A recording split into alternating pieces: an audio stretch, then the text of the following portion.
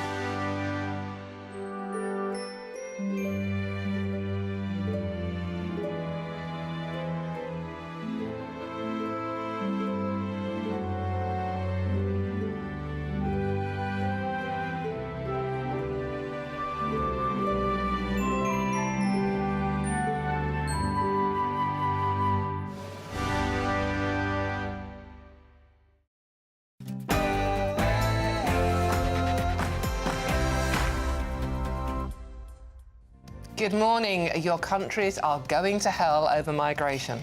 That is just one of the bold warnings from President Trump as he addressed the UN General Assembly. It's time to end the failed experiment of open borders. You have to end it now. Let's see, I can tell you. I'm really good at this stuff. Your countries are going to hell. Yeah, the US president also took the opportunity to reaffirm his views on London Mayor Sadiq Khan. I look at London, where you have a terrible mayor, terrible mayor, and it's been so changed. Now they want to go to Sharia law. All of this was before he hardened his stance on Moscow, told Ukraine that if Russian jets get too close, they should shoot them down. Meanwhile, leaked emails reveal a top lawyer advised the Prime Minister's Chief of Staff, Morgan Masweeney, to describe £700,000 in hidden donations as an admin error. Lives were changed on that terrible day, including countless members of this school community. We will always be here to support you. The Prince and Princess of Wales have visited Southport to meet the school friends and families of victims from last year's horrendous attack. As the Duchess of York, Sarah Ferguson becomes the latest to be tarnished by her connections to convicted paedophile Jeffrey Epstein. This morning we're asking, is it time the royal family disowned her? And the list of our biggest obsessions as a nation has been released. Wondering what's taken the top spot? We shall find out. And it's never too late to learn. We'll be joined in the studio by Leslie McCabe, who is starting university next week, aged 79. And sport this morning, Liverpool beat Southampton in the Carabao Cup, but lose Hugo Ekitike to possibly the stupidest red card you will ever see. League One, Cardiff beat Premier League Burnley, and Wolves win a game of football. Congratulations. Hello there, good morning. Another chilly start with some mist and fog in places, but plenty of sunshine by the afternoon. Stay tuned and I'll have all the details. It's just gone 6 o'clock in the morning. I'm Dawn Neeson. I'm Penny Smith and this is GB News Breakfast.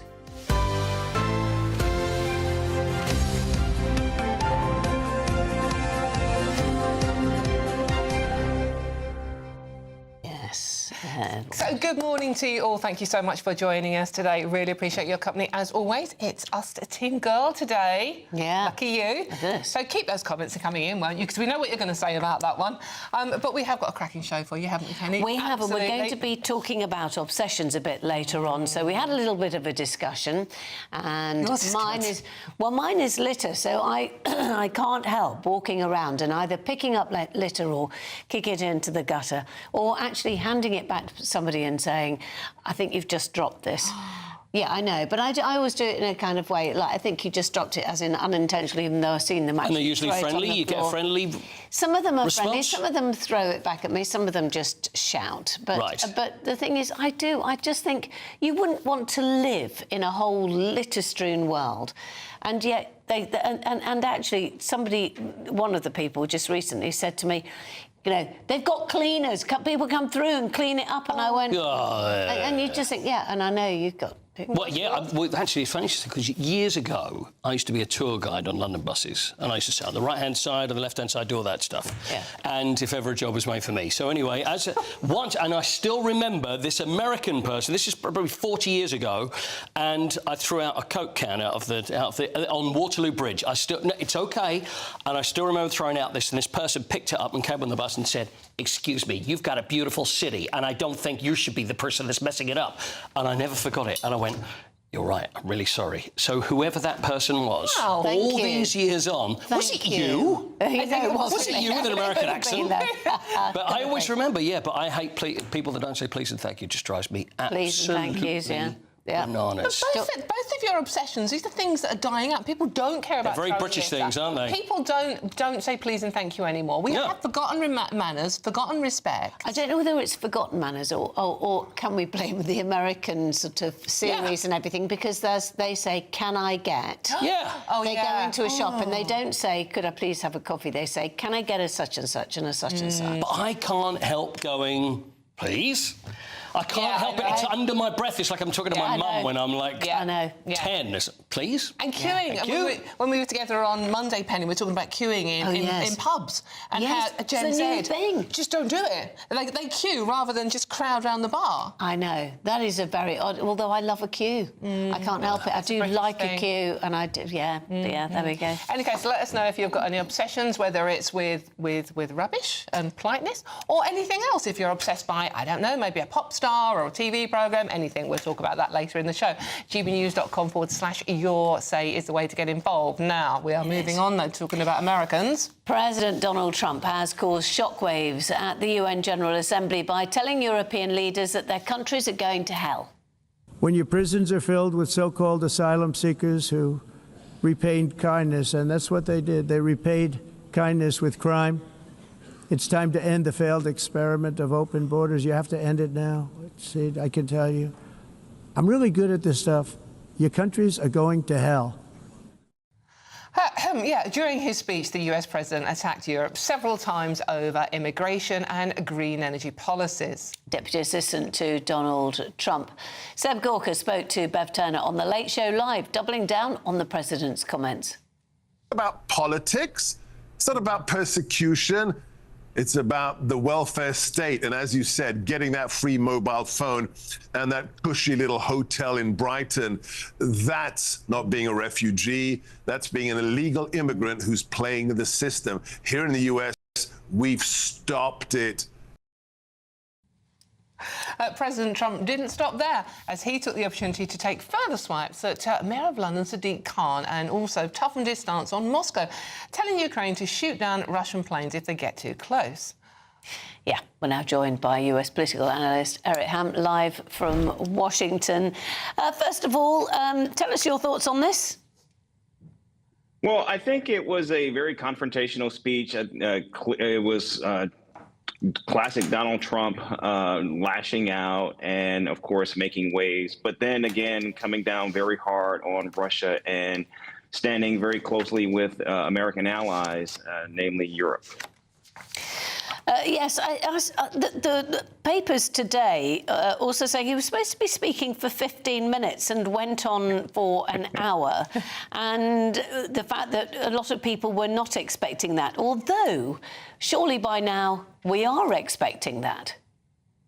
Absolutely. And look, Donald Trump is president of the United States. He has the bully pulpit, and he uses it like a bully.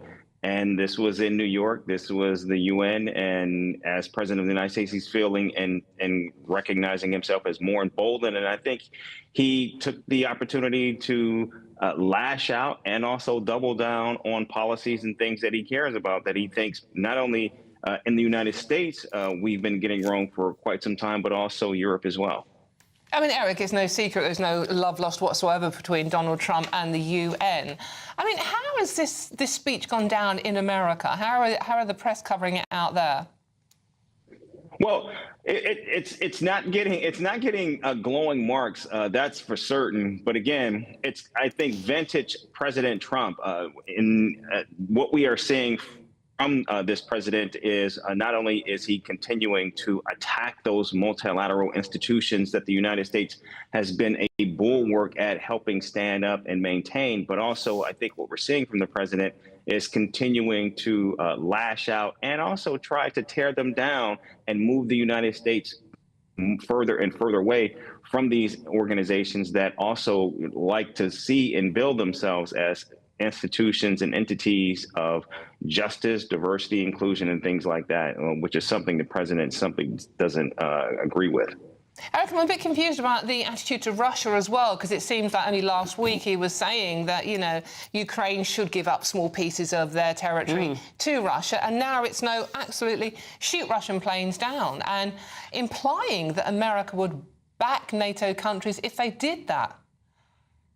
And I think the reason why we saw the president speak in such bellicose fashion against Russia is I think what we're seeing here is the frustration that he feels about his inability to actually get a peace agreement. Like this was one of the president's signature campaign promises, that he would end this war as soon as he got in office. And this has certainly been an issue that has vexed him. We have seen him try flattery with Vladimir Putin. We have seen him try the talking points. We have seen him side with Russia, still to no avail. And I think what we're seeing now is a president who is getting closer and closer, I think, to a place of moving away from Russia, but still unable to pull the trigger. Yeah, also talking about migration, immigration in Europe. And so that is obviously a major topic. It's a major topic pretty much throughout the Western world. And also, I think there are a lot of people who also will be confused about why he's got this obsession with the London mayor, Sadiq Khan, as well. So it goes from being this sort of global issue, and then we have this, Sadiq Khan being talked about.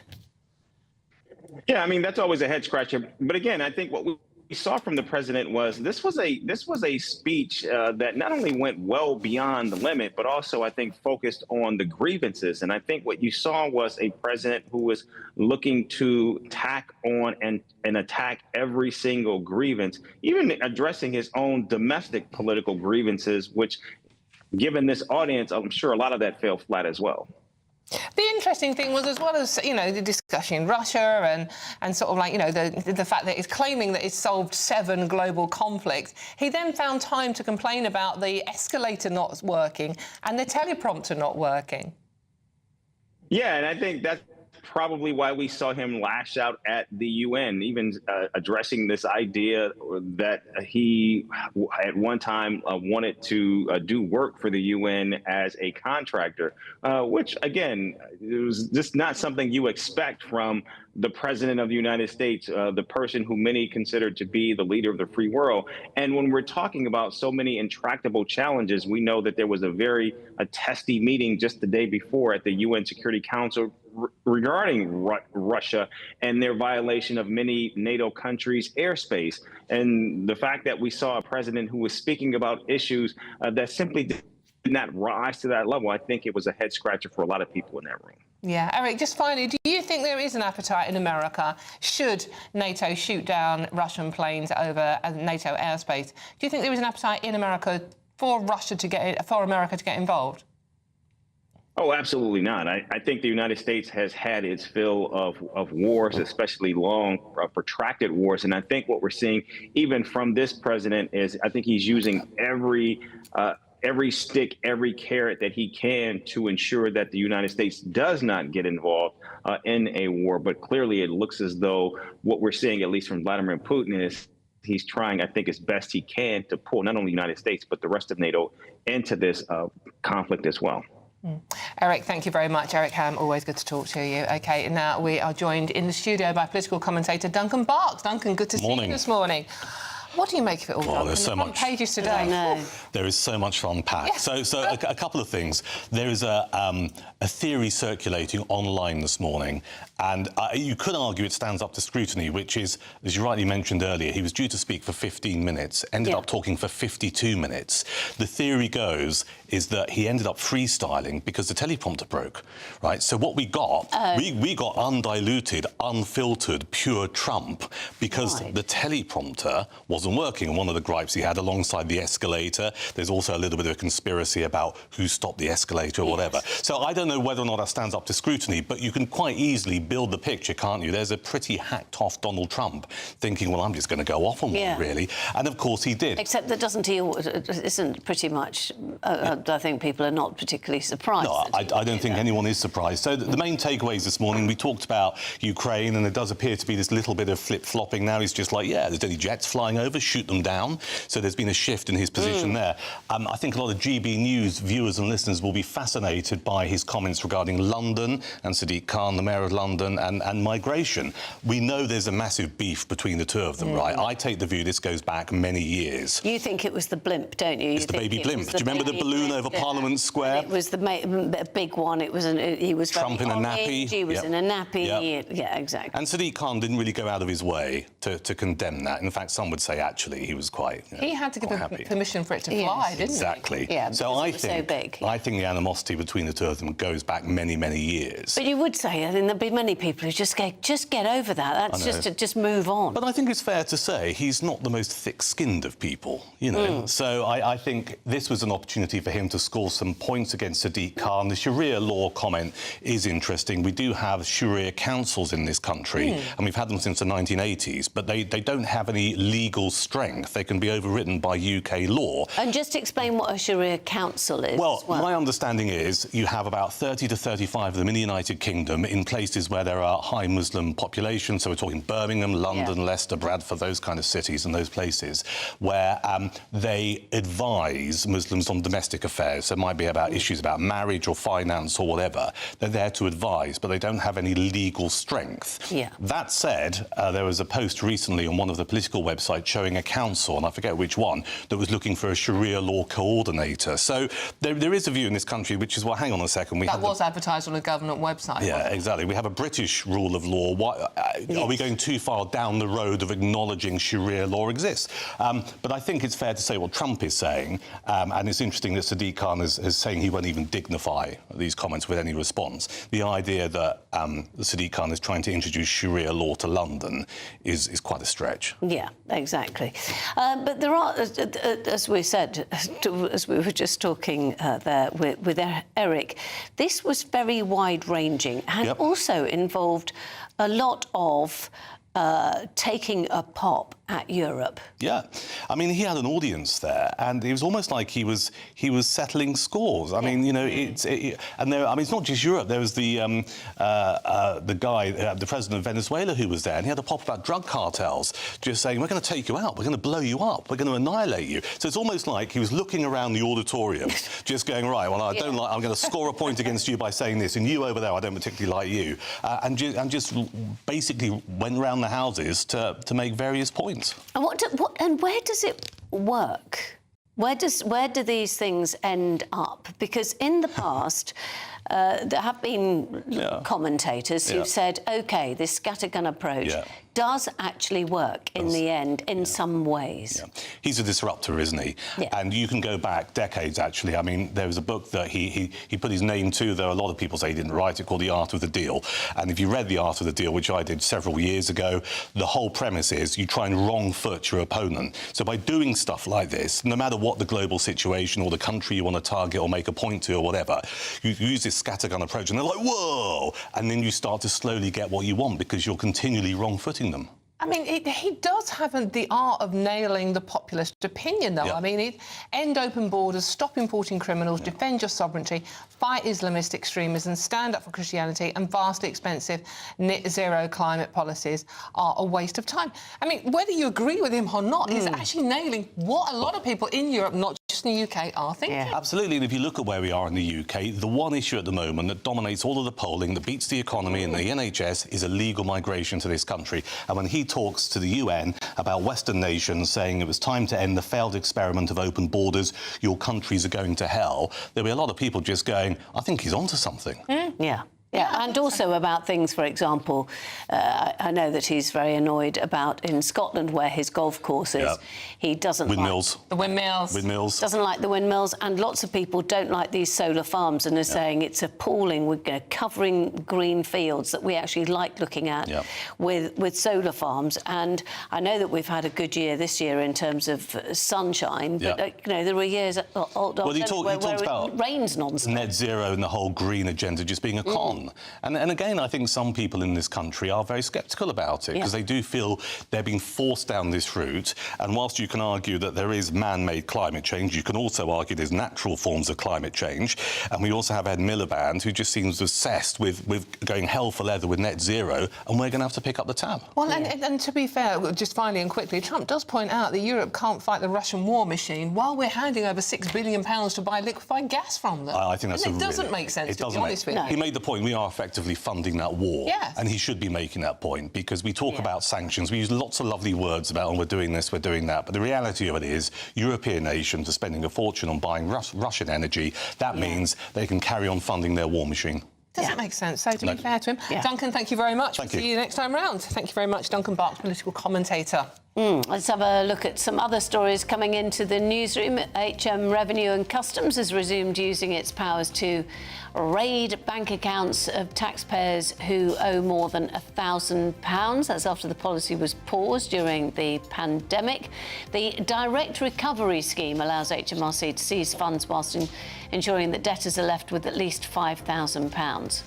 And meanwhile, China and Hong Kong brace for a super typhoon after 14 are killed in Taiwan and 129 people missing. Rasaja is set to hit China's Guangdong province, where more than 370,000 residents have been evacuated, while Hong Kong's storm level is its highest level of 10. Jimmy Kimmel returns to air on ABC after the network briefly pulled his show after his controversial remarks about Charlie Kirk's death. The chat show host says, "It was never my intention to make light of the murder of the activist." He also criticised Donald Trump for un-American threats against freedom of speech.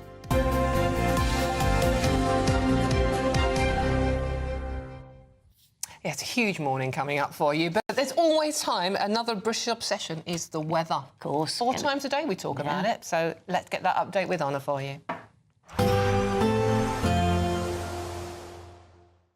Expect warm spells with the odd rude interruption. Boxed Boilers sponsors the weather on GB News. Hello there, good morning. Welcome to your GB News weather update from the Met Office. Any mist or fog this morning should clear away quite readily, leaving another dry day. Plenty of sunny spells. Temperatures will be around about average, but still feeling that little bit cooler where you catch the brisk breeze. Now, there could be some cloud around this morning, particularly across northern and central parts of England. This could be thick enough to produce a very light shower at times, but you should be quite unlucky if you do catch any of those, because for most, it's a dry day, a mix of cloud, plenty of sunny spells, quite breezy at times around coasts of East Anglia, Sussex and Kent, but this is where we'll see the best of the temperatures, highs reaching around 17 to 18 degrees Celsius, but around the mid-teens elsewhere. Now, through into the evening, it could still be fairly breezy across parts of the southeast. This could drag in some more cloud as we finish off the day, but elsewhere across England and Wales, a mix of clear skies and some patchy cloud. Fairly similar elsewhere across Northern Ireland, northern parts of England and through into Scotland as well. But once again, western coast of Scotland still could be quite breezy even as we finish off the day.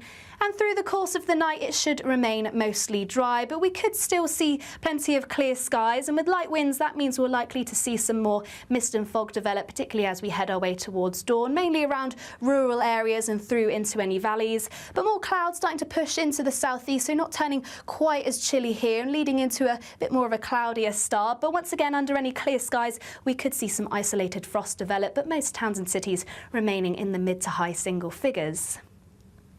So a mostly bright start as we head into Thursday. More cloud across the southeast, but this should lift and break, particularly as we head into the afternoon. Still fairly breezy around southeastern coasts and similar across western coasts of Scotland. Quite breezy here with some more cloud feeding through. But for most, it's going to be a dry day. Plenty of sunny spells and still feeling pleasant in the sunshine, with highs reaching around 18 to 19 degrees Celsius. Expect warm spells with the odd rude interruption. Boxed Boilers sponsors the weather on GB News. Still to come, the Prince and Princess of Wales have visited Southport to meet families of 3 girls killed last year and some of their school friends too. This is GB News Breakfast with Dawn and Penny.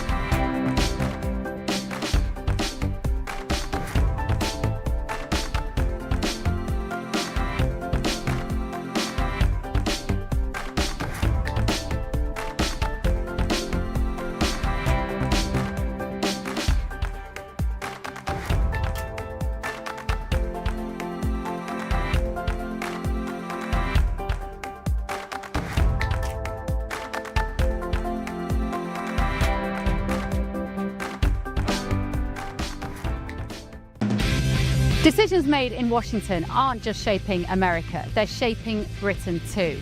From migration to global security, from crime to health. Whatever happens in the White House today will be felt in your town or city tomorrow. That's why The Late Show is live from Washington, DC. Cutting through the politics to show you what it all means for Britain. The Late Show live every night at midnight. Only on GB News, Britain's news channel. It's Patrick Christie's Tonight, and here we do things differently. It's explaining the absolute madness of this, doesn't it? It's explosive. I mean, this is very good. It's lively. 850. Your government sat there, Sean, and it did nothing. It's controversial. And the Middle East has been in turmoil since before I was born. It's everything you need to kickstart your evening. Everyone's had their Weetabix tonight. I love to see it. That's Patrick Christie's Tonight, weeknights from 9 p.m. Only on GB News, the People's Channel, Britain's news channel. Hi, I'm Michelle Dewberry, and my show is your opportunity to cut through all the noise and dive in headfirst to some robust debates. Ideas clash. Situation, isn't it? No, because the failure is... You're deliberately avoiding my point. Nothing's held back. And if you think this is the end of it, wait for more. And we do not shy away from the difficult stuff. Sometimes I want to shake people and say, if only you understood. So join me on Jubes & Co. weeknights at 6 p.m. only on GB News, Britain's news channel.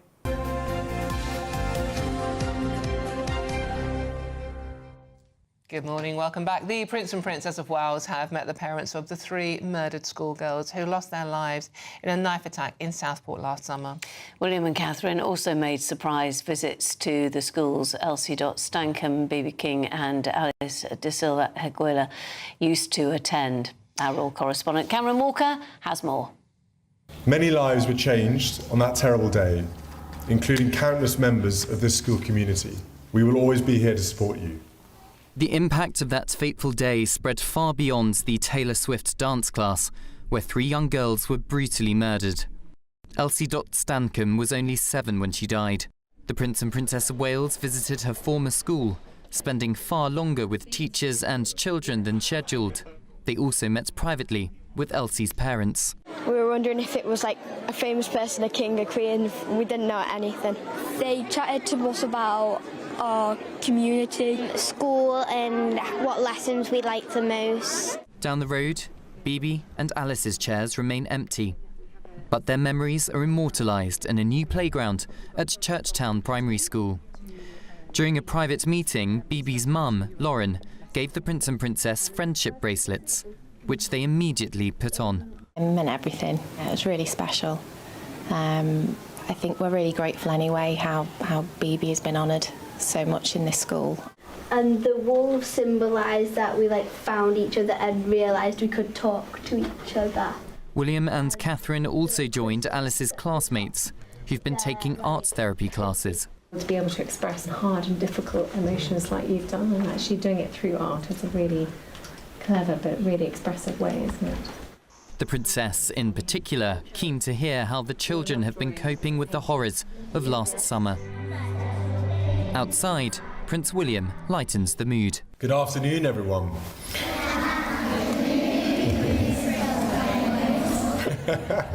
I found the word I need to use now to trigger it off. This playground is a symbol of how the community have come together to create such a positive place for the pupils of the school. A symbol of remembrance and resilience, a testament that love will always overcome tragedy. Kensington Palace said the Prince and Princess were incredibly struck by how the community in Southport had come together in the face of deep adversity, showcasing the power of love, connection and hope for the future. Cameron Walker, GB News. Incredibly moving. Those parents are so brave. OK, you're watching a GB News Breakfast with Dawn and Penny, and it's now time, thankfully, for our daily reflection. The GB News Daily Reflection. Hi, I'm Mark. I'm a vicar in the Church of England. I remember moving out of home for the first time. I moved from Manchester all the way to London. It was such a lonely place, and yes, there was people around, but it wasn't the same. I didn't have my friends or my family. I guess my experience isn't unique. People can feel alone in many places. In the Bible, there's those times as well when people felt alone. They had to live outside the city walls, outside of the community, because of sickness and leprosy and things like that. But even in those times, they could still find God. It wasn't the same though. Jesus was there. He went out and healed the lepers. He went and healed the outcasts. When I moved out of home some 20 years ago, I was on my own. But it was in those times when I knew that God was with me.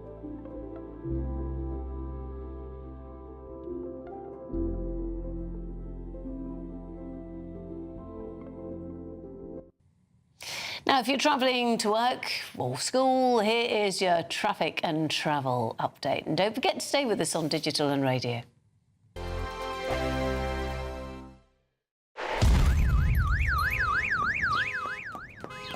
Crash Law 24 sponsors GB News Traffic and Travel Report. Good morning, this is the latest AI travel news from gbnews.com. The M8 westbound exit slip at junction 25A is closed due to roadworks. Follow the sign diversion and expect delays. An accident on the M25 anti-clockwise between junctions 26 and 25 has closed 3 out of 4 lanes. Additionally, the M27 westbound has a broken down vehicle between junctions 7 and 5, causing 1-lane closure. And on the trains, there is reduced service on London North Western Railway between Bedford and Bletchley, while buses replace trains on northern services between Corkickle and Whitehaven, with more interruptions between Ashbury's and Remiley via Reddish North. For more travel news, go to gbnews.com. Crash Law 24 sponsors GB News Traffic and Travel Report.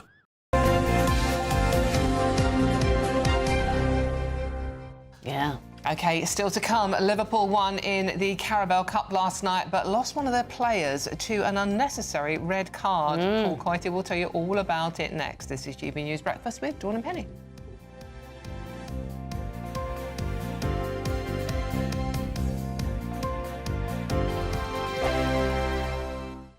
Welcome back to Britain's Newsroom with Andrew and Beth. Hello everyone, Patrick Christie is here. I'm Michelle Britain's News Channel. News Channel. I Access the stories that matter to you. Take the GB News family with you on any device. And as long as you have an internet connection, tune in to GB News anywhere on the planet or beyond. GB News, the People's Channel, Britain's news channel. Miriam, you can't be serious. Scrapping the triple lock on state pensions? Madness. Andrew, we just can't carry on pretending. The numbers just don't add up. We've got to be honest with people. We've got to face the facts. That's what people want. Well, that's what you get on GB News and on Britain's Newsroom. Lively debates, lively conversation. Britain deserves a newsroom that puts the facts and your voice first, and we're not afraid to hold power to account. And each other. So join me, Andrew Pearce. And me, Miriam Gates, for Britain's Newsroom, weekdays from 9:30 on GB News. The People's Channel, Britain's news channel. From the school run to the home run, watch a new show for all of Britain. So he can say whatever he wants. A straight talking show where all voices are heard.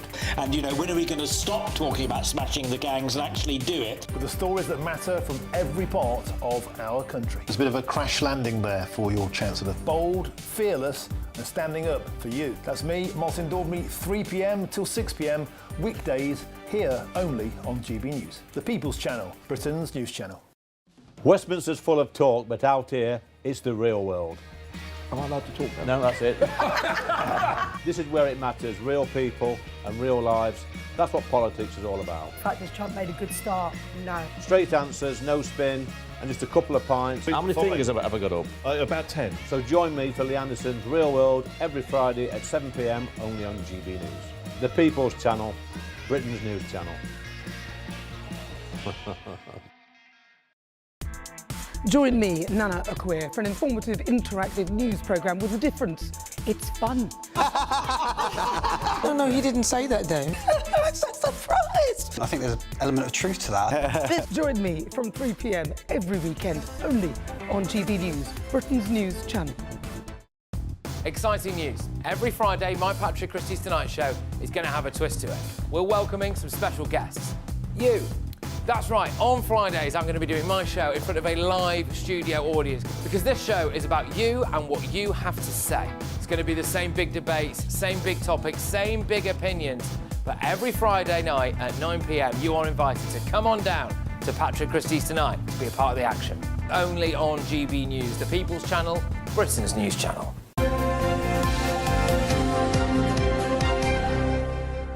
Going to get sport in a minute, but first time for the Great British Giveaway. Lots of time still for you to become our biggest winner to date. Here you go. You're not going to want to miss our greatest Great British Giveaway so far. You could bank an incredible £30,000 in tax-free cash to spend however you like. And if that wasn't enough, you'll also get to drive away in this brand new motorhome. With thanks to Marquis Leisure, this brand new 2025 Benimar Primero could be yours. It comes with all the mod cons you'd expect from a vehicle worth over £74,000 and comfortably sleeps 4 people. This prize package is worth over £104,000. And remember, if you can dream it, you can drive it away. For another chance to win, text WIN to 63225. One entry costs £2.50 plus one standard network rate message. Or text BONUS to 63225. 5 entries cost £5 plus one standard network rate message. Go to gbnews.com/win. Entries start at £2.50. Call 0903 686 3232. Calls cost £2.50 plus your network access charge. Or post your name and number to GB16 PO Box 8690 Derby DE1 9TT. UK only. Entrants must be 18 or over. Lines close at 4 p.m. on the 31st of October. The winner will be contacted live on GB News, week commencing 10th November. Please check the closing time if listening or watching on demand. Good luck. Good luck indeed. Now it's time to go through all the latest sports news with the marvellous Paul Coit. He's here. Hello. Hello, Yes. Paul. Right, where shall we start? I don't know. Taking shirts off, that's where we begin. Ooh, excellent. It's a bit early, isn't it? No, I think it's very Never too early. Liverpool 2, Southampton 1. So Alexander Isak, we saw a picture of Alexander Isak earlier. He scored the first goal. It's his first goal for Liverpool. All very good, all very exciting. Nice. And then Southampton equalised. Now, Hugo Ekitike, very good player. He'd already been booked already on in the game. Right. So For then what? he scores... What had he done? Just quickly. OK, no, whatever. Doesn't matter. It OK, was a moving minor on. infringement of the You know what it was? rules. He looked at the referee in a funny way. Kind of, Yes. in a funny tone of voice. So OK, that was it. So anyway, then he scores the winning goal, which, you know, it wasn't an amazing goal. It was pretty much a tap-in. And then he runs off and celebrates. Now, you get a yellow card if you take off your shirt, which I still do not... Look, there he is there.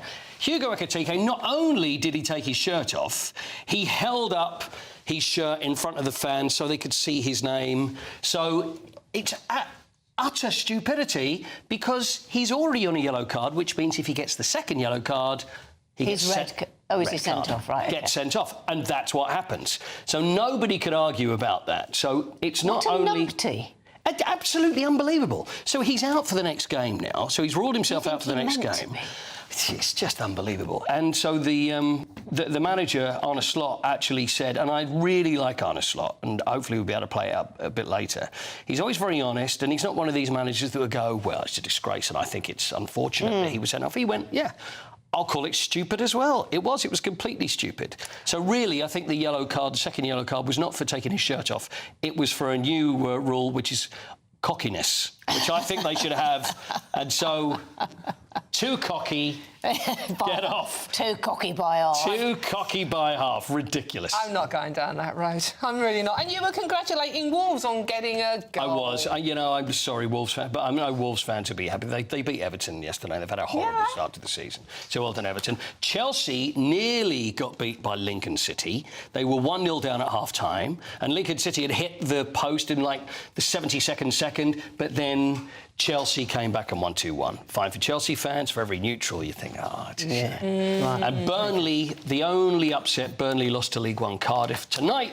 So there's a chance, there's always a chance of giant killing because you'll get bigger clubs will rest their players because they'll think we should be able to get through this without any problem. Now, this is sad news. I'm not a massive cricket fan. I like the idea of cricket. But Dickie Bird, I have heard of, and many people would have heard of him. Iconic cricket umpire. Yeah, the most famous umpire. Most famous umpire. Probably one of the most famous. There it is. There's Dickie there. Probably the most Harold Bird, but he was nicknamed Dickie from when he was a kid. And the most famous umpire. There he is when he was playing as well, playing back in the old days. He played for Barnsley. There were three big names that played for Barnsley Cricket Club. One was Dickie. One was Jeff Boycott. The other one was Michael Parkinson. So they all played together back in the 50s. Isn't that great?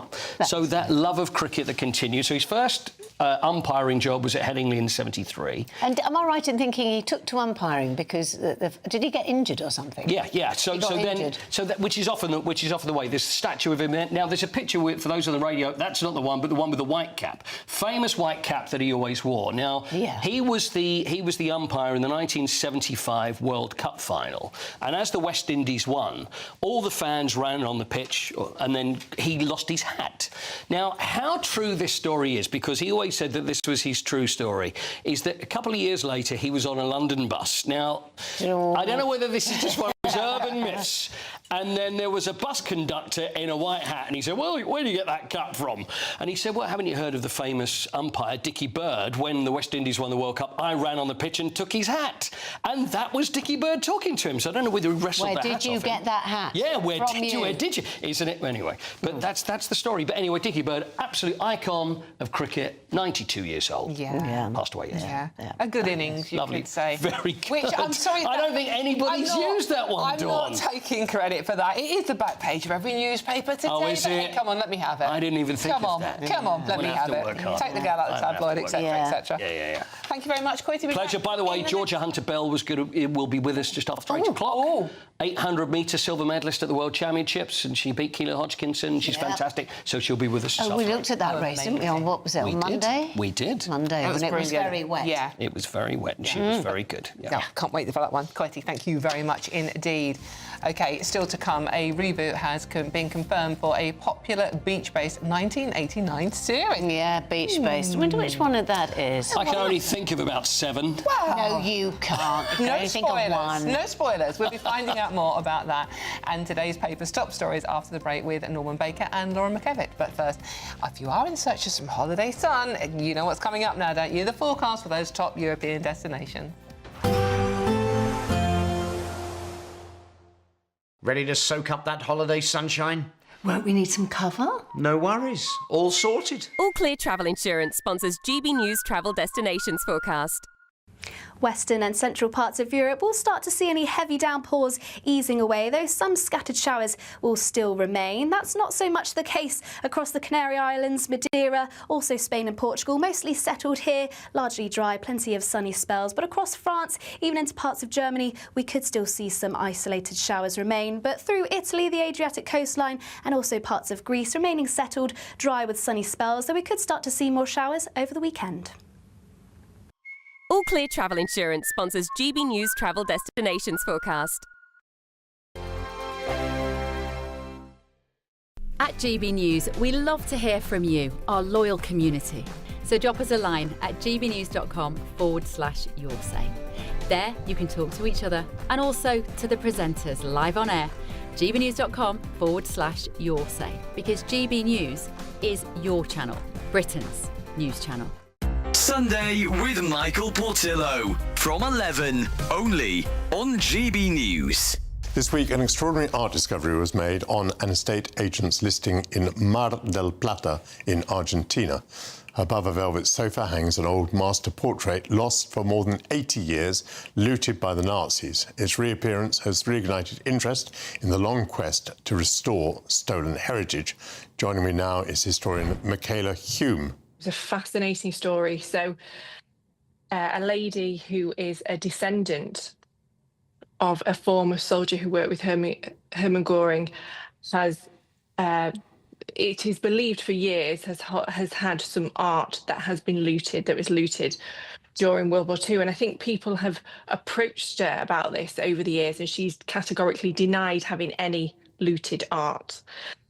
And she goes then to put one of the houses, I think, that was owned by her father up for sale, and hasn't realised that art that is believed to have been looted is actually on these images that the estate agent has taken. Although it is extraordinary, it's kind of not entirely a surprise in the sense that the flat did belong to a Nazi official, is that right?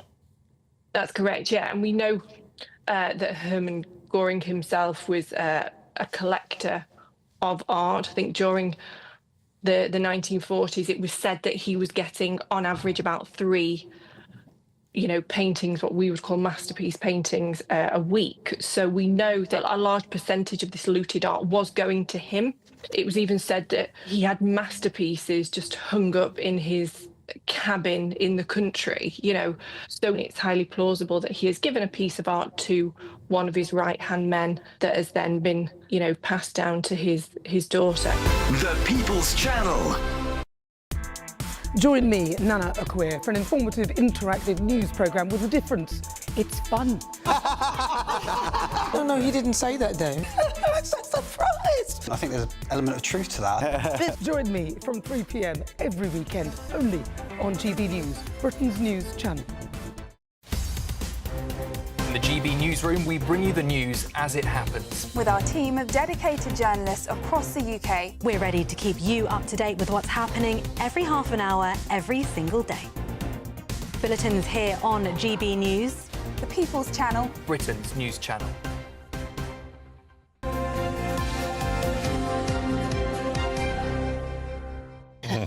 Any case, I could tell you what we were talking about during the break. But maybe not. Kenny would probably kill me. Yeah. OK, joining us now to go through what's making the news is former Cabinet Minister Norman Baker and former Conservative Special Advisor Laura McKevitt. Thank you very much for joining us, both of you. OK, what should we start with? The Times, shall we? Norman, this is your story. This is the Trump story, which is the front page of all newspapers today, one form of what he said or another, and he did say a lot, but you have picked out the shooting Russian jets down. Yes, I mean, he was supposed to speak for 15 minutes and spoke for almost an hour, so and he wasn't called off to stop. And he went right through the gambit of spectrum from A to Z on a whole range of issues. But the issue about NATO and indeed about Russia generally is a serious one, because he has suggested that Russian jets that intervene in NATO space, airspace should be shot down. Well, I mean, if you want to start World War III, that's a good way of doing it. But actually, there is a major point here, which is at what point, when, you know, there's been a lot made of the fact that this is Russia actually kind of taunting NATO and saying, how far can we go before you actually do shoot us down? Well, what Putin is doing, Putin clearly wants to recreate the Soviet Union in his head. But what he's doing is seeing if he goes into Polish airspace or Estonian, how far will the Americans link with Europe? That's what he's testing, the link between America and Europe. Because that's not certain at the moment within NATO. So if America comes out and makes it very, very clear they're going to work solidly with Europe in NATO, that will deal with the problem, I think. What I'm enjoying is that Latvia has decided to go back to the Middle Ages and is reinvesting in its bogland development on the border, hoping that a very large bog will at least slow them down. Which it was inventive, if nothing else. The thing is with shooting Russian planes down, Turkey did it in 2015, I think, if I remember rightly, and they killed the Russian pilot who was invading the airport. But Russia have never gone near Turkish airspace ever since. So it does seem to work. Well, I think it depends on whether it's... I mean, I can't remember that particular instance, but sometimes planes are shot down because of a misunderstanding as to where they are in the air. If it's a deliberate policy which has been stated and then a plane is shot down, the likely consequence of that will be to shoot down one of our planes. Absolutely, and it's the ultimate aim of why they've sent it. If they're sending it in order to get it shot down because they'd like to do something else, then shooting it down is probably one of the worst things you can do. One thing I wanted to ask you both quickly while you're here is having a go at Sadiq Khan. We know that it's like two rats fighting in a sack, the two of them, isn't it? It's very childish. However, what do you think about Trump saying so much about the UK and London in particular? Is it any of his business? No. I think it was extremely discourteous of him to behave in that way. He had a platform there to talk about serious international issues and to use it to attack the London mayor. It's pretty his bullying behaviour, and it's pretty irrelevant to what he should have been talking about. And actually, Sadiq Khan, whatever you think of him, isn't wanting Sharia law in London. That's absolute nonsense. No. I think there's two issues with Donald Trump that came out here. The first is that his teleprompter wasn't working, and there's an allegation of sabotage knocking around about the escalator and the teleprompter. I think it's in the Times today, isn't it? Exactly. Katie Balls in New York was warning a while ago that the UN building was talking about shutting off the escalator, but it meant that he didn't have a teleprompter, which is why he went rambling off on one for so long. And he was already annoyed about the escalator. The second issue is he has an object permanence issue. He talks about the last thing that he did, so the last conversation that he had, the last place he went was the United Kingdom. Oh, I see. So you think it's... So that's, I think, why we got quite so much of the ramble. Well, we were the last place he'd visited. He always rambled. Escalators, teleprompters. I mean, yes, but a teleprompter at least might try and gather the horses. And I have to say on Ukraine, I mean, he changed his mind on Ukraine week by week. He's suddenly now anti-Russian, saying the Ukrainians can take back all the territory. You know, a couple of weeks ago, he was saying that Zelensky's got to give way. I mean, where is he on these matters? Can we move on to issues that are much closer to home for many, many people, Norman, and this is about pensioners and the winter fuel payments. Well, this is Daily Express front page, and this is picking out one particular aspect of the Chancellor's policy, which is to not increase the threshold for tax, which captures a whole lot of people, brings them into tax who wouldn't otherwise be there. And that applies to the whole population, not simply pensioners, but the Daily Express, which has a readership of people who are mature in age, let's say that, has picked on this particular aspect. And it's quite right that eventually, when people end up with pensions being increased, but the tax threshold not changing, more people will come into tax. Yeah. It's giving with one hand and taken away with the other. Yeah, so that's what chancellors always do. They giveth and they taketh away. Yeah. OK, well, let's... The story of the day. I never knew I was middle class, but I did actually have one of these items in my kitchen. Norman, what am I talking about? No, Lauren's going to do this one, I think. Is it Lauren? Right, OK, I can't remember who's doing what now. So this is a story from The Telegraph that Smeg, the high-end kitchen brand, are going to be cutting jobs, and they are saying it is as a result of the national insurance contribution rise last year. And I didn't know it was a British company. I have a very different opinion of this. I live in a new build. I think they manufacture a lot here, and I live in a new build in South London, where all of the built-in elements were from Smeg, and they're all awful. They are all impossible to use. They look incredibly fancy and do not actually serve the purpose that they were designed Lovely to. colours and everything. And I think that in a world where housing is getting more and more expensive, more and more of those types of new build developments are opting to not go for a brand like that in the built-in work they're putting in, and I think that's really where they're taking a hit. Right, they're saying that they've become a staple for middle-class kitchens alongside Argas. And Le Creuset. I mean, it costs $3,000 to get an Arga repaired. I'd say that's out of the middle class range now. And Le Creuset, so French. Arga even, but I don't know. I think Arga are British, aren't they? Are they? Used to say there were 4 ages of man, which was lager, Arga, Saga and Gaga. Yeah. That was from an Annie Tempest cartoon from Tottering by Gently from the back of Country Life. I think that applies. Very right, good. OK, no, but the most shocking story of the day is I'm surrounded by 3 people that have never, ever done this. And this is... neither of you have done it, so I don't know if you can talk about it, but the return of Baywatch. When you say done it, you mean actually watched it, as opposed to actually worn a very small red swimming item. I've seen that photo of you. Yes, You're actually, really that is true. I like red. Norman, I'm not quite so sure it Baywatch suited you, but Baywatch is coming back, evidently. Anyone? Is that the time? I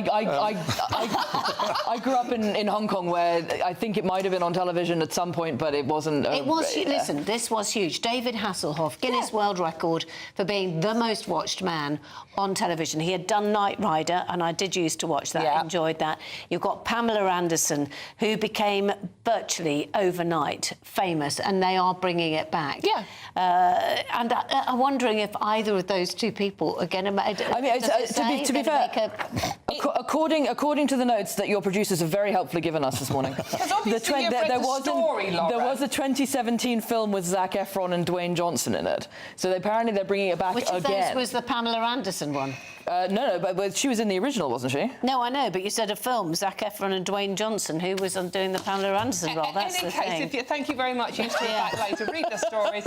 If you are putting your cosy on, here's the weather you need for it. Today's outlook: cool, calm and completely horizontal.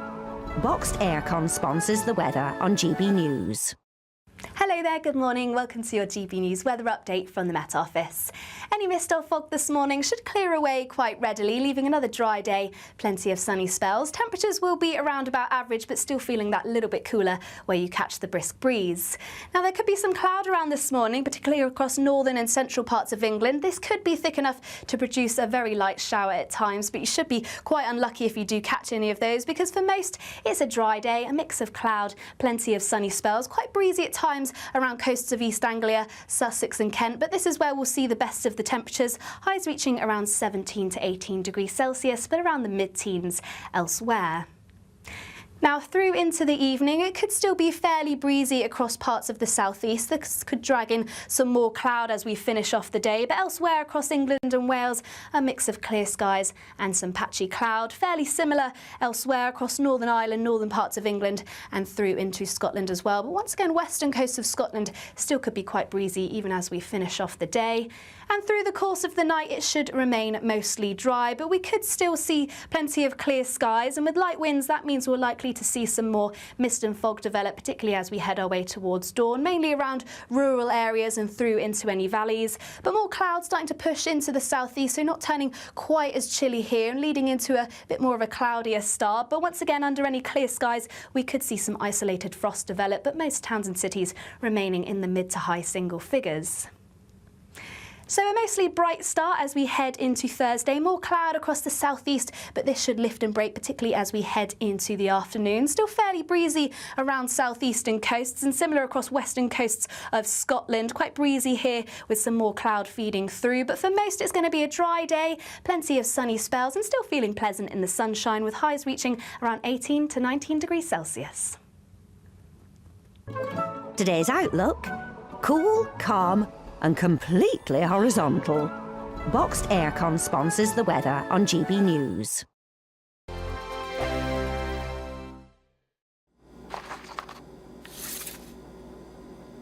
Crash Law 24 sponsors GB News Traffic and Travel Report. Good morning. This is the latest AI travel news from gbnews.com. On the M25, an accident anti-clockwise between junctions 26 and 25 causes 30-minute delays. The A1M northbound at junction 60 has a closed entry slip road due to a shifted load, expected to clear by 8:30.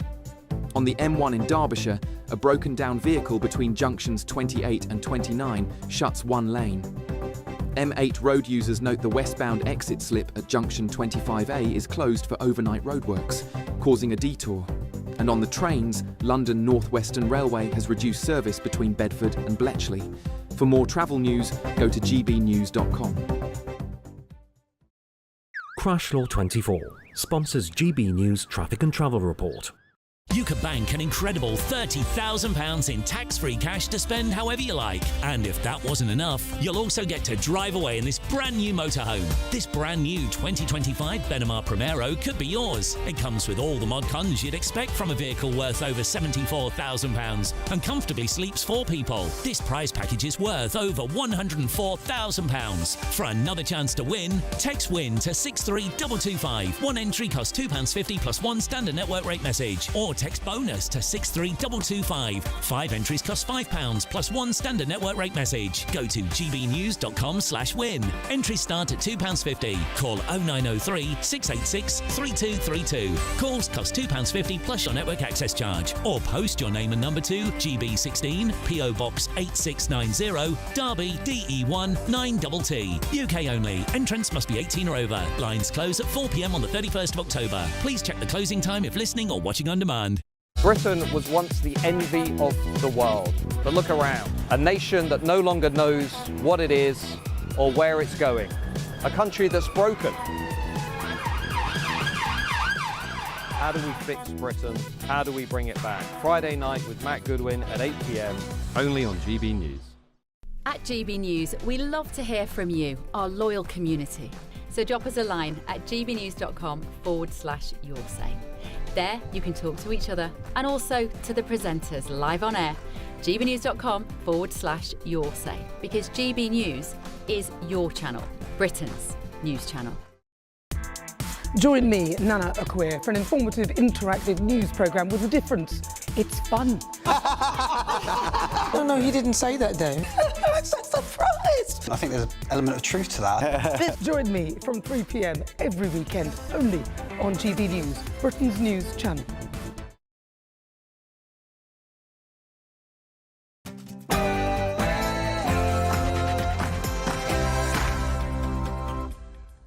Good morning. Your countries are going to hell over migration. That's just one of the bold warnings from President Trump as he addressed the UN General Assembly. It's time to end the failed experiment of open borders. You have to end it now. See, I can tell you, I'm really good at this stuff. Your countries are going to hell. Yes, the US President also took the opportunity to reaffirm his views on London Mayor Sadiq Khan. I look at London, where you have a terrible mayor, terrible mayor, and it's been so changed. Now they want to go to Sharia law. And all of that was before he hardened his stance on Moscow, telling Ukraine that if Russian jets get too close, they should shoot them down. And meanwhile, leaked emails reveal a top lawyer advised the Prime Minister's Chief of Staff, Morgan McSweeney, to describe £700,000 in hidden donations as an admin error. Lives were changed on that terrible day, including countless members of this school community. We will always be here to support you. The Prince and Princess of Wales have visited Southport to meet the school friends and families of victims from last year's horrendous attack. As the Duchess of York, Sarah Ferguson becomes the latest to be tarnished by her connections to convicted paedophile Jeffrey Epstein. This morning we're asking, is it time the royal family disowned her? And the list of our biggest obsessions as a nation has been released. Wondering what yours is and whether you can guess what has taken the top spot. And my favourite story, it's never too late to learn. We'll be joined in the studio by Leslie McCabe, who is starting university next week, aged 79. And we'll be joined by television legend Timmy Mallet, who's on a mission to get men talking. As he says, simple chats between strangers can brighten a day or even change a life. Sport this morning, Liverpool beat Southampton in the Carabao Cup and lose Hugo Ekitike to possibly the silliest red card that you'll ever see. Nottingham Forest are back in Europe tonight, and New York, the most highly anticipated Ryder Cup in years, is just 48 hours away. Hello there, good morning. Another chilly start with some mist and fog in places, but plenty of sunshine by the afternoon. Stay tuned and I'll have all the details. Good morning, it's just gone 7 o'clock. I'm Dawn Neeson. I'm Penny Smith and this is GB News Breakfast.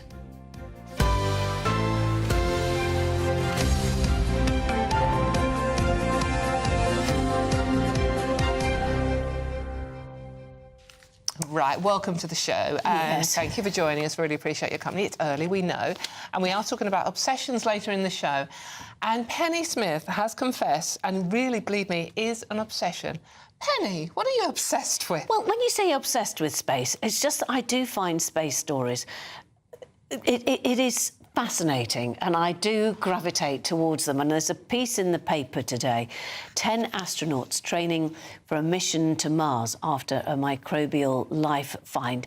Now, the thing is, we know that at the moment, I think that there was some suggestion that it would take 7 years to get there and everything else, but they're saying as we go forwards, in the late 2030s to early 2040s, they're hoping to get there. And they're saying that the reason why Mars would be so good is because it has a similar gravity to Earth, temperature fluctuations are less extreme, for example, than the Moon. It would take a long time to get there no matter what, and of course there would be deep space hazards. Just the expression deep space hazards. Yeah, I know, but just deep. So I'm not saying I want to go, and anyway, it takes so long that I don't doubt if I'd ever get back again. But they do genuinely think that perhaps life on Mars might have actually influenced life on Earth by getting here on an asteroid or a meteorite. And it's just, and then when they got there, they reckon that I can see you just drifting off. No. Bit like sort of in space. But they reckon that what they could do is actually heat up the poles on Mars so that there'll be flowing water, which would then go into the atmosphere, and warm up Mars and then be able to plant crops. Look at you. It is just what? How long does it take to get? I'm still not over the microbial life finds. Yeah, I'm still trying to work that one out. But how long does it take? Well, they're saying that 240 days, because originally 7 years. Well, that's not bad. 240 days, you see. That's not bad. I think you're going to tell me like 15 years or something like that. No, it was going to be 7 years, but the point is this is what they would like to get it down to, I think. Right. It's 240 days. I bet they do, yeah. So this is a prediction. It's not even happening. Yeah, that's a space rocket that will go over 1 million miles an hour to get there in that time. I've just worked that out. Can you imagine how smooth your face would be with the G-force? Well, and with the light, you'd actually be younger by the time you get there than when you left. Good point. What are the chances? I've seen Alien. I'm not going anywhere near space anytime soon. I'm sorry. I'm staying here on Earth. Let's get on with the news, though, that's a bit closer to home. President Donald Trump causing shockwaves at the UN General Assembly by telling European leaders that their countries were going to hell. When your prisons are filled with so-called asylum seekers who repaid kindness, and that's what they did. They repaid kindness with crime. It's time to end the failed experiment of open borders. You have to end it now. See, I can tell you. I'm really good at this stuff. Your countries are going to hell. During his speech, which you could hear a pin drop, by the way, in the audience, which you might know, the US president attacked Europe several times over immigration and green energy policies. Deputy Assistant to Donald Trump, Seb Gorka, spoke to Bev Turner on The Late Show Live and doubled down on the president's comments. About politics. It's not about persecution. It's about the welfare state. And as you said, getting that free mobile phone and that cushy little hotel in Brighton, that's not being a refugee. That's being an illegal immigrant who's playing the system. Here in the US, we've stopped it. President Trump didn't stop there either, as he took the opportunity to take further swipes at Mayor of London Sadiq Khan, and also toughened his stance on Moscow, telling Ukraine to shoot down Russian planes if they get too close. Now, we're joined in the studio by political commentator Duncan Marks. And when we spoke to you a bit earlier on, you were saying that this is very much Donald Trump doing the scattergun approach. Yeah, I think it was a scattergun approach. If you look at the many issues and areas that he covered, including North Sea oil, because he doesn't like the look of the windmills from his golf course in Scotland, to Ukraine, as we talked about, and also something that's making quite a few of the headlines this morning about this idea that Sadiq Khan, the mayor of London, is trying to introduce Sharia law into the capital. It was a scattergun approach. I mentioned this earlier, I'll say it again, because I'm genuinely fascinated by the idea that maybe it was because the teleprompter didn't work, so he just thought, I need to fill some time here, and instead of doing his 15 minutes allotted slot, he did 52 minutes and took aim quite literally at all of the issues and some of the people he doesn't really have time for. I suppose you could also argue that whether or not the teleprompter had carried on, whether he would have kept to 15 minutes. True. I mean, it is genuinely fascinating, and it's just a symptom of how he operates, I think. And I think we have to accept now, as I often say to people, it's Trump's world. We just live in it. And the past of how you would do diplomacy and do global politics ceases to exist.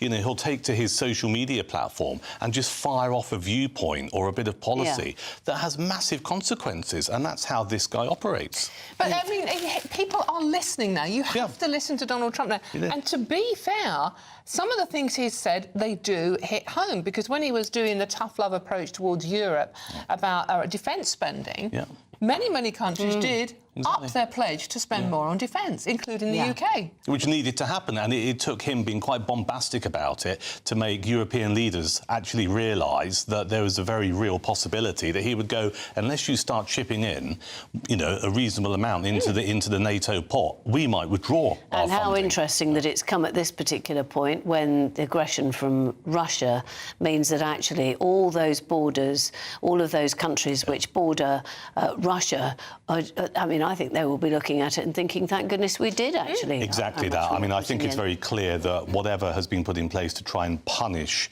Putin is not working. The aggression is still there.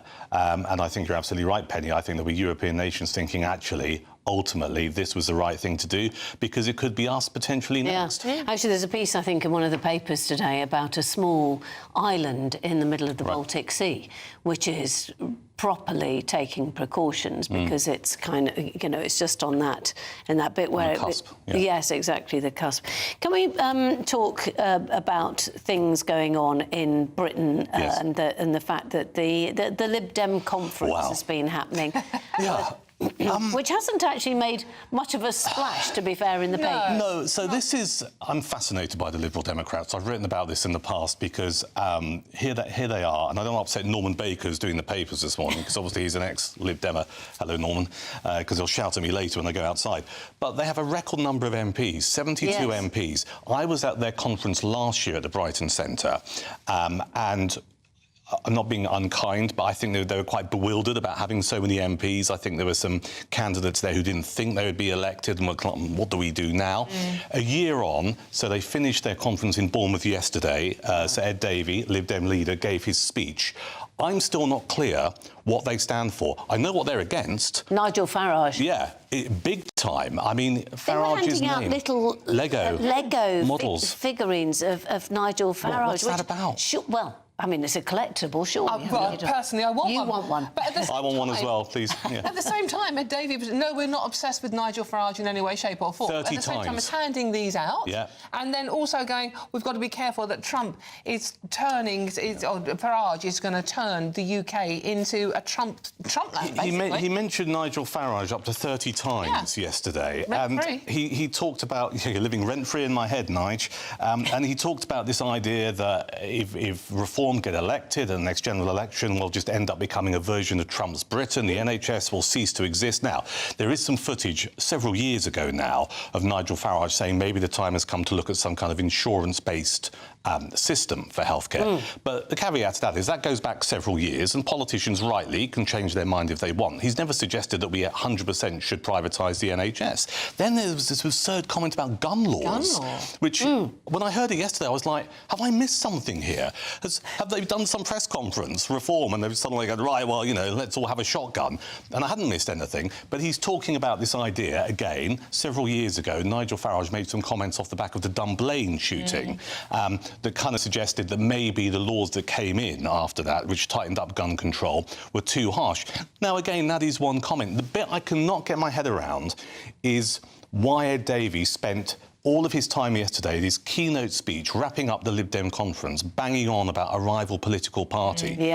We know that Labour are fearful of reform because Keir Starmer keeps talking about Nigel Farage, again, living rent-free in his head. We know it's a problem for the Conservatives. And it's like, I actually came away from yesterday, having watched and read and listened to most of Ed Davey's speech, thinking, you've missed an opportunity here. There was an opportunity to say, 72 MPs, this is what we're going to do going forward, and all you've done is told me what you don't like. Right. Duncan, thank you very much. Thank Duncan you. Marks. OK, still to come. TV icon Timmy Mallett is on a mission to spark over 200,000 conversations across the UK with the aim to get men talking. This comes as around a fifth of adult men in England have a mental health condition like anxiety or depression, but significantly less likely to seek psychological support. Yeah, well, we are now joined by TV icon Timmy Mallett. Good morning, Timmy. Good to see you. Good morning, both. It's lovely to be with you, and thank you for having me. Timmy, this is such an important conversation to be had about men's mental health, because every man I know, you ask how they're doing, how they're feeling, and they go, I'm fine, let's talk about the football. Oh, yes, that's the easy conversation, always.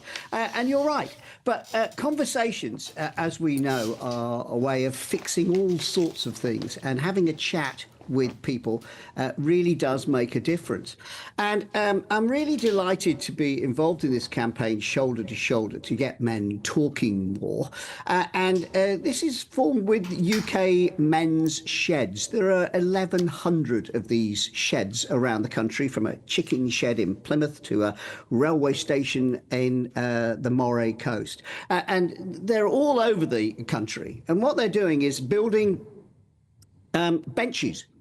Wonderful benches, and the idea being to spark a conversation. And I've discovered this from doing my cycle rides around Britain and Ireland, discovering that the power of conversation is really something. So the idea is that a bit of research has been done here that's saying that you have a park bench and they will generate up to half a dozen conversations a day. Wow. What, just the fact there's a bench there? Yeah, people sit down and start chatting. And it can be a short or a long conversation, but conversation has a real power to it. So the idea is to see if we can get 200,000 conversations a year.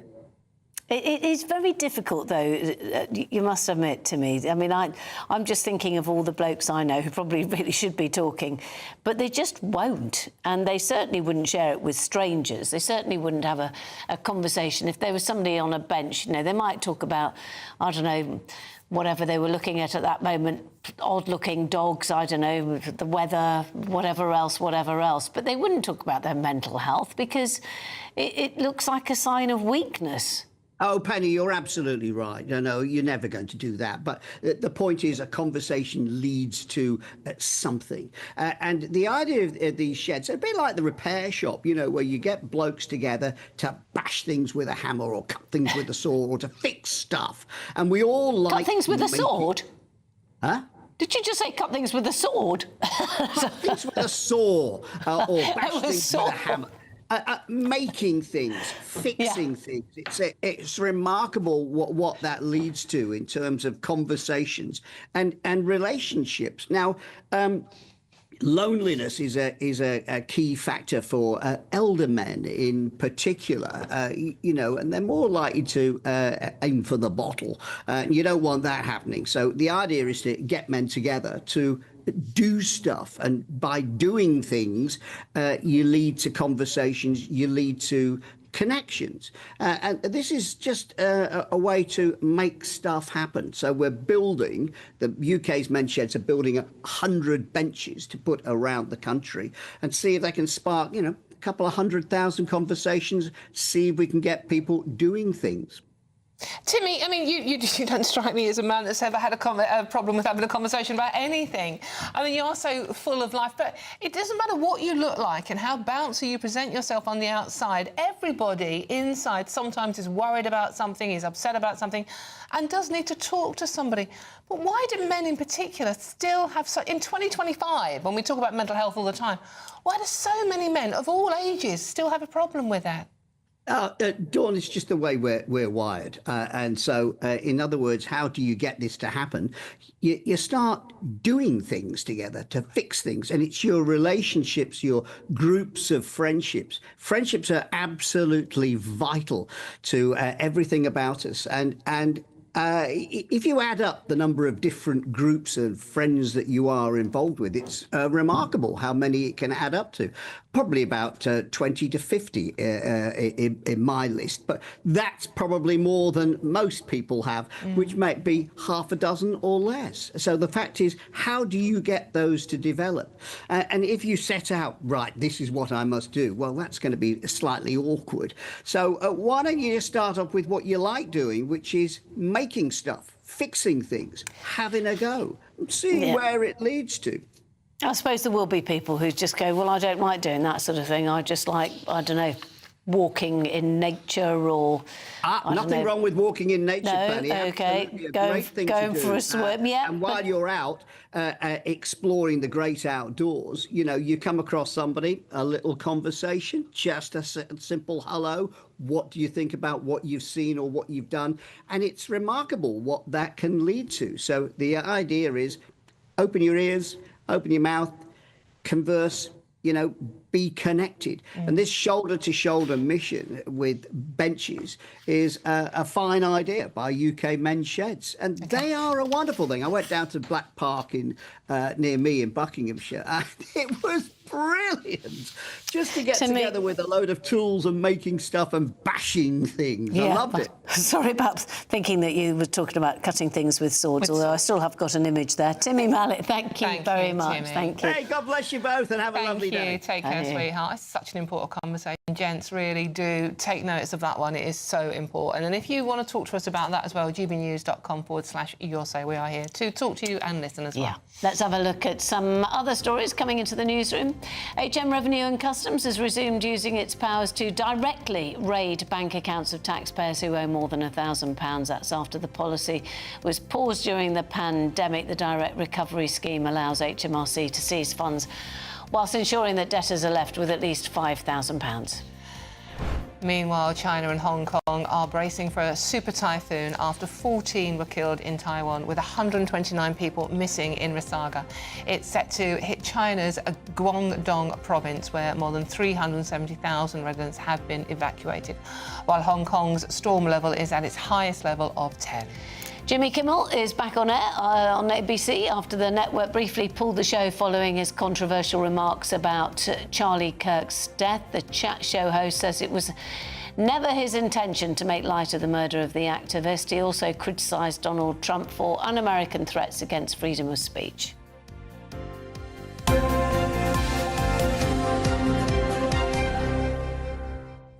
let's take a quick look at the weather with Honor.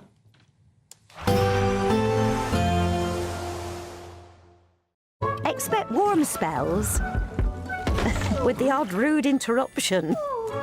Boxed Boilers sponsors the weather on GB News.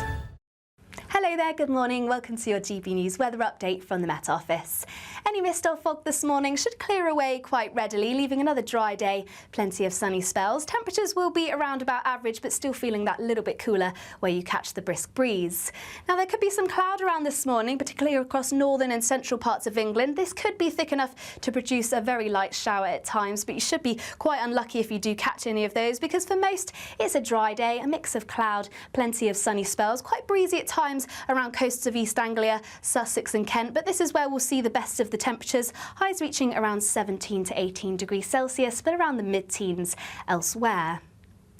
Now through into the evening, it could still be fairly breezy across parts of the southeast. This could drag in some more cloud as we finish off the day, but elsewhere across England and Wales, a mix of clear skies and some patchy cloud. Fairly similar elsewhere across Northern Ireland, northern parts of England and through into Scotland as well. But once again, western coast of Scotland still could be quite breezy even as we finish off the day.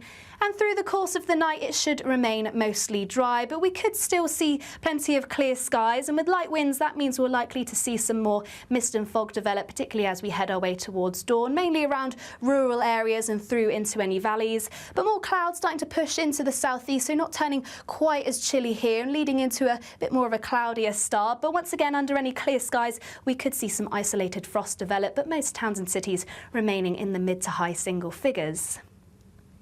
So a mostly bright start as we head into Thursday. More cloud across the southeast, but this should lift and break, particularly as we head into the afternoon. Still fairly breezy around southeastern coasts and similar across western coasts of Scotland. Quite breezy here with some more cloud feeding through. But for most, it's going to be a dry day, plenty of sunny spells and still feeling pleasant in the sunshine with highs reaching around 18 to 19 degrees Celsius. Expect warm spells with the odd rude interruption. Boxed Boilers sponsors the weather on GB News. OK, still to come as the Duchess of York, Sarah Ferguson, becomes the latest to be tarnished by her connections to convicted paedophile Jeffrey Epstein. We're asking, is it time the royal family disown her? That's next. This is GB News Breakfast with Dawn and Penny.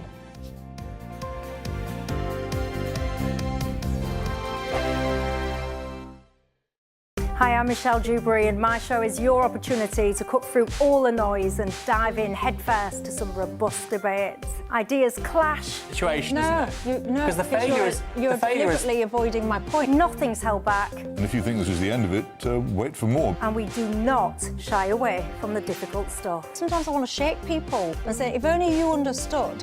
So join me on Jubes & Co weeknights at 6 p.m, only on GB News, Britain's news channel. Decisions made in Washington aren't just shaping America, they're shaping Britain too. From migration to global security, from crime to health. Whatever happens in the White House today will be felt in your town or city tomorrow. That's why The Late Show is live from Washington, D.C. Cutting through the politics to show you what it all means for Britain. The Late Show live every night at midnight. Only on GB News, Britain's news channel. Westminster's full of talk, but out here, it's the real world. Am I allowed to talk then? No, that's it. This is where it matters, real people and real lives. That's what politics is all about. The fact has Trump made a good start? No. Straight answers, no spin, and just a couple of pints. How many fingers have I got up? About 10. So join me for Lee Anderson's Real World every Friday at 7 p.m, only on GB News. The People's Channel, Britain's news channel. You want to know what's really going on in the corridors of power? Labour don't know what to do with you half the time, and that makes you quite lethal in the chamber. Get behind the headlines with Chopper's Political Podcast. Join me, Christopher Hope, as I sit down with the great and the good of British politics. We'll see where this ruling takes us. These are the stories shaping our nation. Chopper's Political Podcast, available now on all platforms. Listen in and stay ahead. Britain was once the envy of the world. But look around. A nation that no longer knows what it is or where it's going. A country that's broken. How do we fix Britain? How do we bring it back? Friday night with Matt Goodwin at 8 p.m. Only on GB News. At GB News, we love to hear from you, our loyal community.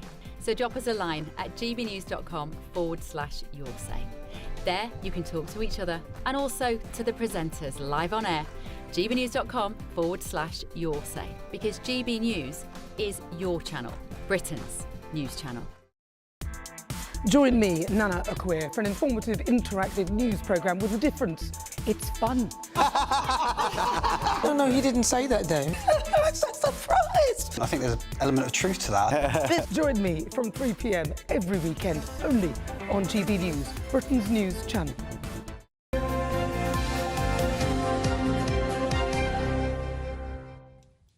Now, a number of charities have severed ties with the Duchess of York after it emerged that she apologised to the convicted paedophile Jeffrey Epstein in 2011, despite publicly disowning him. Yes, in an interview with the Evening Standard, Sarah Ferguson apologised for taking money from Epstein and vowed never to deal with him again. But just a month later, she emailed the sex offender to apologise, calling him her supreme friend. Yeah, reports now suggest the royal family is divided over how to respond to the revelations, and this is what we're asking. Should the royals disown Sarah Ferguson? Well, joining us now to debate this is Alexandra Larman and Sarah Louise Robertson. Good to see you both. Thank you very much for joining us. Let's start with you. Let's start with you first, Sarah Louise. Should Fergie be banished, to use that old-fashioned fairy tale phrase of princesses being banished? I don't think you can banish her, literally because she is the mother of two princesses, Beatrice and Eugenie, who are both in the line of royal succession. So, while it's easy to sort of make these spurious judgments and say cast her away into the tower, because she is the mother of two princesses, you can't actually really disown her from the royal family. And she is more of a liability outside the royal tent than what she is in.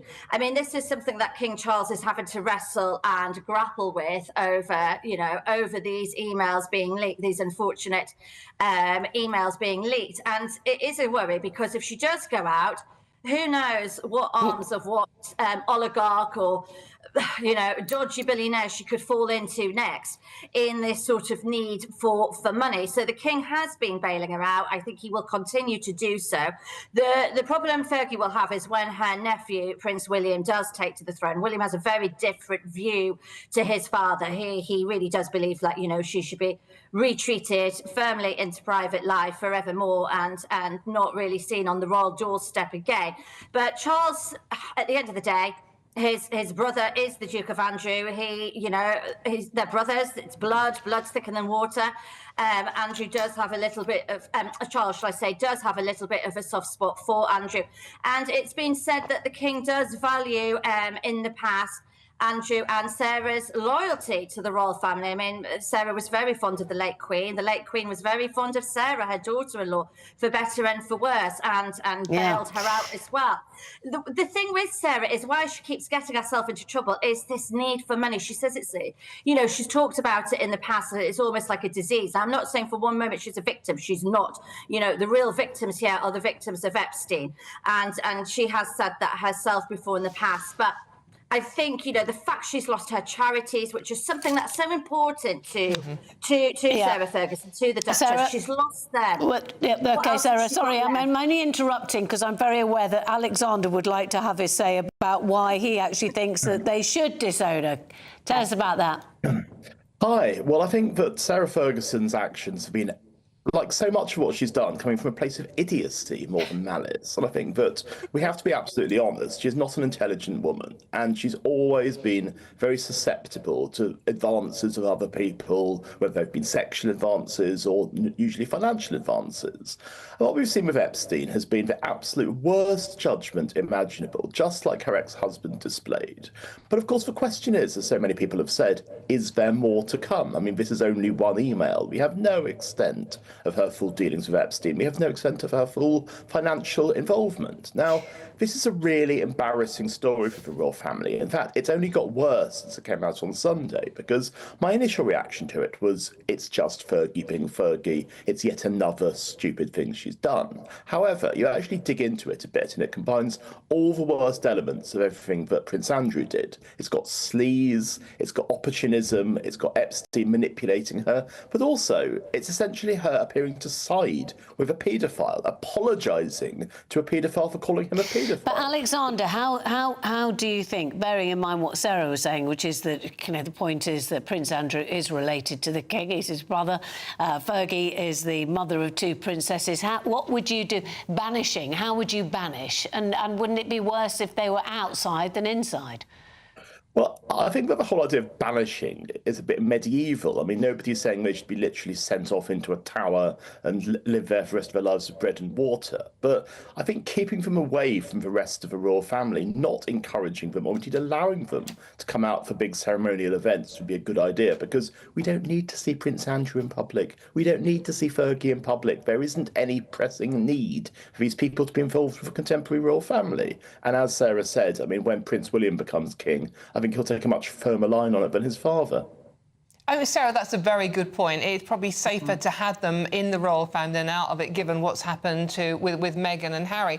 But let's be honest here. I mean, she is the mother of 2 young girls, the same age that Epstein was abusing. How can we ever forgive her for that? Well, I mean, the princesses now are grown women and mothers themselves, you know. Yeah, but they weren't then. As a grandmother. But they weren't then. And yes, of course, look, I am not for one moment condoning or excusing the Duchess of York, Sarah Ferguson's behaviour. Those emails are disgraceful. And I have said that. I have publicly stated that. So I do agree with Alex's points there. But this idea of banning her, it's just not going to work. As I made the point earlier, she's more of a liability. Better to keep her in where she could be seen, where she could be controlled. What she really needs is better advisors and someone to take a firmer hand with her and to say, stop this spending. If you've recently read Andrew Lowney's book entitled The Waste That Sarah Ferguson Has, I mean, on an evening, she'll have 3 joints of meat sat on a sideboard, which they're not even eating. You know, it's just the most unbelievable way that will stick. Sarah, we're going to leave it there. Thank you very much, Sarah Louise Robertson and Alexander Lohman. Thank you both very much, and don't forget, you can have your say. gbnews.com/your say. Keen to see what you think on that one. OK, coming up, the Ryder Cup is just 48 hours away, with preparations underway, including Team Europe hiring a special buggy driver for the competition. Paul will tell you all about it next. Yeah.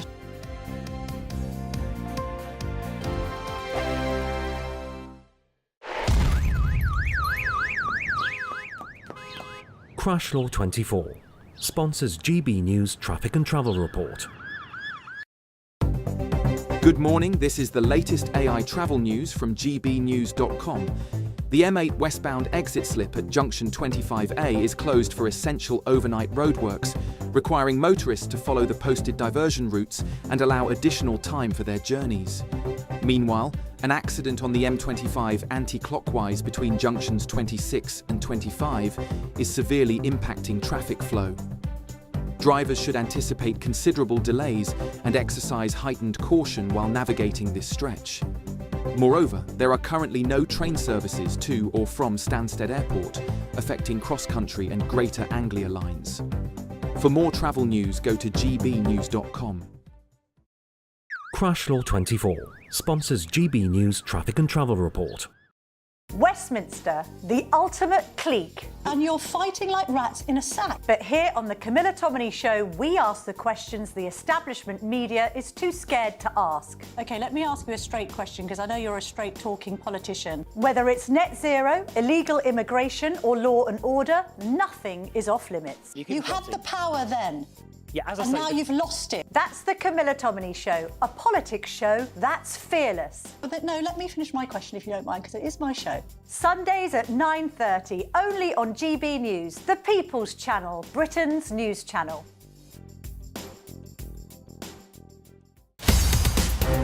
In the GB Newsroom, we bring you the news as it happens. With our team of dedicated journalists across the UK, we're ready to keep you up to date with what's happening every half an hour, every single day. Bulletins here on GB News, the People's Channel, Britain's news channel. Westminster's full of talk, but out here, it's the real world. Am I allowed to talk then? No, that's it.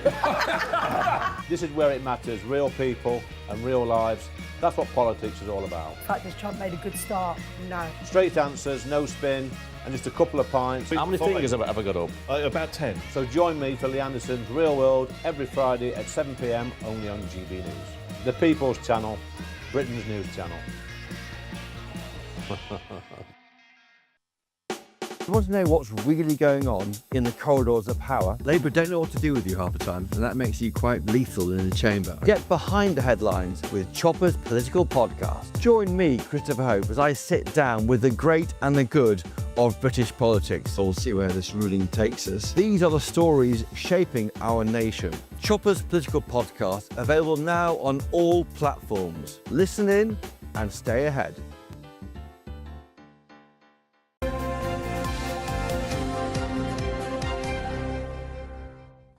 Welcome back. It is 7:35 and it's time for the Great British Giveaway, and there's still plenty of time for you to become our biggest winner today. Here's all the details you need. You're not going to want to miss our greatest Great British Giveaway so far. You could bank an incredible £30,000 in tax-free cash to spend however you like. And if that wasn't enough, you'll also get to drive away in this brand new motorhome. With thanks to Marquis Leisure, this brand new 2025 Benimar Primero could be yours. It comes with all the mod cons you'd expect from a vehicle worth over £74,000 and comfortably sleeps 4 people. This prize package is worth over £104,000. And remember, if you can dream it, you can drive it away. For another chance to win, text WIN to 63225. One entry costs £2.50 plus one standard network rate message. Or text BONUS to 63225. 5 entries cost £5 plus one standard network rate message. Go to gbnews.com/win. Entries start at £2.50. Call 0903 686 3232. Calls cost £2.50 plus your network access charge. Or post your name and number to GB16 PO Box 8690 Derby DE1 9TT. UK only. Entrants must be 18 or over. Lines close at 4 p.m. on the 31st of October. The winner will be contacted live on GB News, week commencing 10th of November. Please check the closing time if listening or watching on demand. Good luck. Right, here he is then. I don't know why I said it as though I sort of... Yeah, well, what am I, some Queen Sparrow Del boys here? Well, I never. Fancy who's turned up now. Get out my pub. Who are you? Thank you very much. Thank you. So lovely to be here. Paul Quaid with the sport. Yes, exactly. And Ryder Cup. So this was all about... I was fascinated, the fact that the Americans are being paid and the Europeans are not. And that's continuing today. More conversations about... There are. Is that where we're getting to? More conversations around about... There's more conversations about... They're getting paid a few sovs penny, actually, to be honest with you. At least a pony a person. US players are... What is a pony? You know what? I mean, apart from obviously it's a very horse. small horse. Yes, US exactly. players are being asked to donate their money to charity. So this is where we were. Yes, I know this continuing this, but anything to wind up the Americans on this. $500,000 they were being paid per man. They were saying that they can keep $200,000, but what you going to do with the $200,000? So now Scotty Scheffler, the world #1, he said he's now going to give all of his money to charity. It's nothing to them. It is nothing to them. Patrick Cantlay and Xander Schauffele have both said that they will now donate as well. But the thing is, tickets for the Ryder Cup, $750 a person. Just to go out there and watch it. And that's not being put in on the blimey. I talk like that in any... Well, Governor, it's turning into like a 1940s Ealing comedy now, isn't it? Ticket $750. Now, there are thunderstorms expected, which means the opening ceremony will now happen today, which we're very Remind me where it's happening? It is in New York. It's a course called Bethpage Black. And the reason, the black part, because there's different courses at Bethpage, this is a very, very hard course. And there's even a sign that is actually on the course that says only very experienced golfers should play here because this golf course is extremely difficult. Oh, that would be a red rag to a bull. It would be, wouldn't it? Me with my hacking golf clubs. I don't play golf. But even if You'd go in there and just... I would just deliberately go in there and churn up the course. Say, come on then, let's see how hard this can possibly be. How many balls can I lose on the first hole? Come on, if you're hard enough, I am. Exactly. Now, the opening ceremony... So anyway, it starts Friday. I said it's 48 hours, but it's obviously a little bit more than that. I mean, 2 days. It's 2 days away. Now, for those that don't know how this works, there are 4 balls, foursomes, and singles. Now, the 4 balls starts off... You're still on about the golf club, I'm not sure. Sorry. I knew there'd be trouble today. I knew I'd have trouble. There are 2 men, or 2 players on each side, and each player has a ball. As you would imagine, playing golf. Kind of, yeah. Dawn, that would be useful. Stay with me. So then, whoever gets the lowest score, and they all play with 1 ball each, will then win the whole. But the foursomes mean there's only 2 balls between the 2 players. So then, I don't even know where I'm bothering. Sorry. The singles then is the final game. Anyway, Europe need 14 points to win. They share a ball? They share a ball in the foursomes, but they have a ball each in the 4 balls. And they have to get it in the hole. That's correct. That's a golfing thing. Tell me about the buggy. It's the most underchanged team in Ryder Cup history. Nikolai Højgaard has been replaced by his twin brother, Rasmus, so it means that the photograph still looks exactly the same from 2 years ago. Only with 10 balls. Exactly. Well, no, there's going to be 24 because there's... Anyway.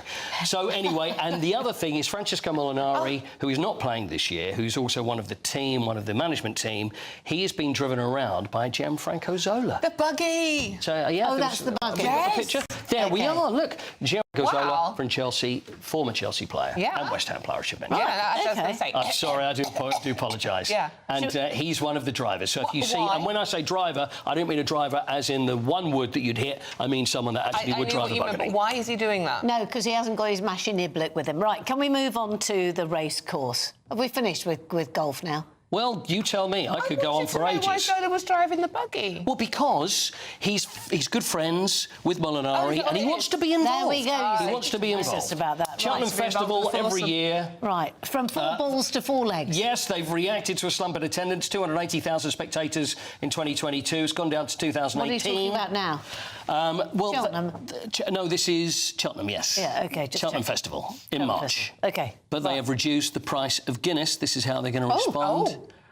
By 30 pence. So that is how they hope that more people will come, because the Guinness will be 30 pence cheaper than it was last year. How about that for we there, girl?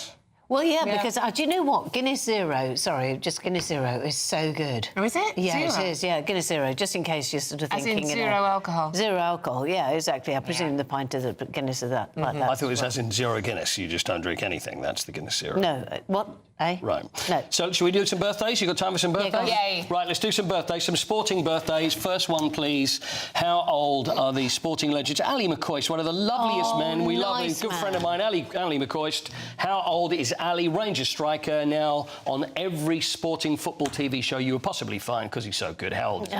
55. 55. You said that without any care or due attention, so please try again. I just think he's great. Oh. So how old is he? 57. 57? I was going to say 56, but I mean that's... 63. 63 No. today. Looking good. He does. No, that was Looking that photograph was taken when he was 57. But he is 63 today. Next is Victoria Pendleton. No, that's not Victoria Pendleton. That is Owen Farrell. Let's go with Owen Farrell. Owen there, Saracens fly half, 112 England caps, former England captain. 28. 28 for Owen.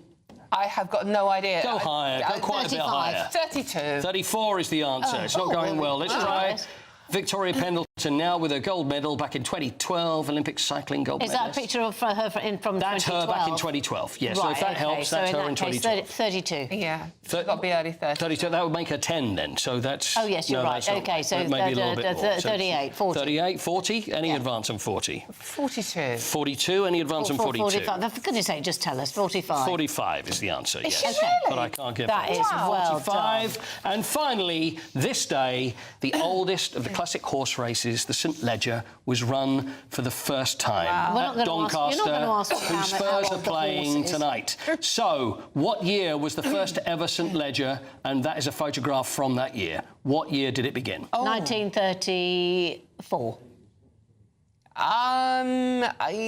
Close. 29. 1776. There we are. That We'll try again. That is not 1776. It's a photograph from 1776 because it's not in colour. You may go. Go away, Thank Quitty. you. OK, still to come, Conservatives have revealed over £700,000 of donations to Labour are still unexplained, with the party told to register them as an admin error. That and much more to come. How can you lose that much money? After the break, and we've got the papers with Norman Baker and Laura McKevitt. But first, it's the weather. It is. Holiday sun forecast for some of the top European destinations.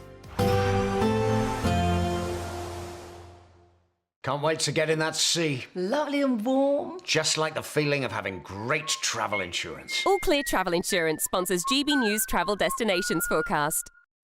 Western and central parts of Europe will start to see any heavy downpours easing away, though some scattered showers will still remain. That's not so much the case across the Canary Islands, Madeira, also Spain and Portugal. Mostly settled here, largely dry, plenty of sunny spells. But across France, even into parts of Germany, we could still see some isolated showers remain. But through Italy, the Adriatic coastline and also parts of Greece remaining settled, dry with sunny spells, though we could start to see more showers over the weekend. All Clear Travel Insurance sponsors GB News Travel Destinations Forecast. Britain was once the envy of the world. But look around. A nation that no longer knows what it is or where it's going. A country that's broken. How do we fix Britain? How do we bring it back? Friday night with Matt Goodwin at 8 p.m. only on GB News. Sunday with Michael Portillo from 11, only on GB News. What do you think is the origin of this palace not being loved by the royal family as a place to live? Well, you see, it's a little bit like an Edwardian hotel in Brighton. It's all long corridors and rooms off them. It's not very friendly as a place, you know. So the Queen and Prince Philip occupied the rooms along the Constitution Hill side. She had half of them and he had the other half. And if ever they came out into a corridor, you know, so it's just not very friendly. And of course, the other thing is that the gardens are now terribly overlooked by the Hilton and other big buildings, whereas the King living at Clarence House, he has a very nice garden there and it's not overlooked at all. I mean, I have seen Prince Philip's rooms because I worked with his office a lot and I did a book about his mother, so I was there quite often. I haven't seen the Queen's rooms, but I'd love to see them. Yes. And at the beginning of Queen Elizabeth II's reign, the palace was not open to the public at all, was it? No, it wasn't. And actually, she didn't want to go and live there either. She was living in Clarence House, but Churchill said that it's sovereign's residence and she had to move in. He forced her to move in. That was quite tricky because the Queen Mother and Princess Margaret were still living there at the beginning. And then they moved into Clarence House a little while later, somewhat before the coronation. The only reason that the palace was open as a public tourist attraction was to make money to pay for the fire damage of 1992 at Windsor Castle. And that was so successful that the opening has gone on ever since, and it raises money for the Royal Collection Trust in order to look after all the treasures which are held by the sovereign for the nation. GB News, the People's Channel.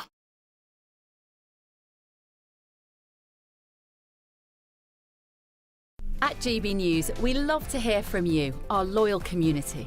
So drop us a line at gbnews.com/yoursay. There you can talk to each other and also to the presenters live on air.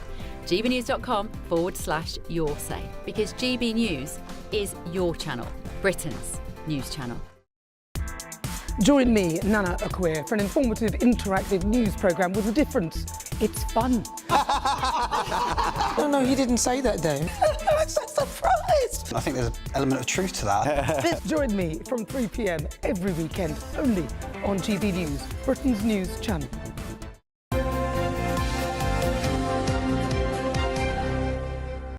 Yeah, joining us to go through what's making the news, former Cabinet Minister Norman Baker, former Conservative Special Advisor Laura McEvatt, and we're going to kick off with a story which is on the front page of the Daily Mail about the £700,000 of unanswered donations to the Labour.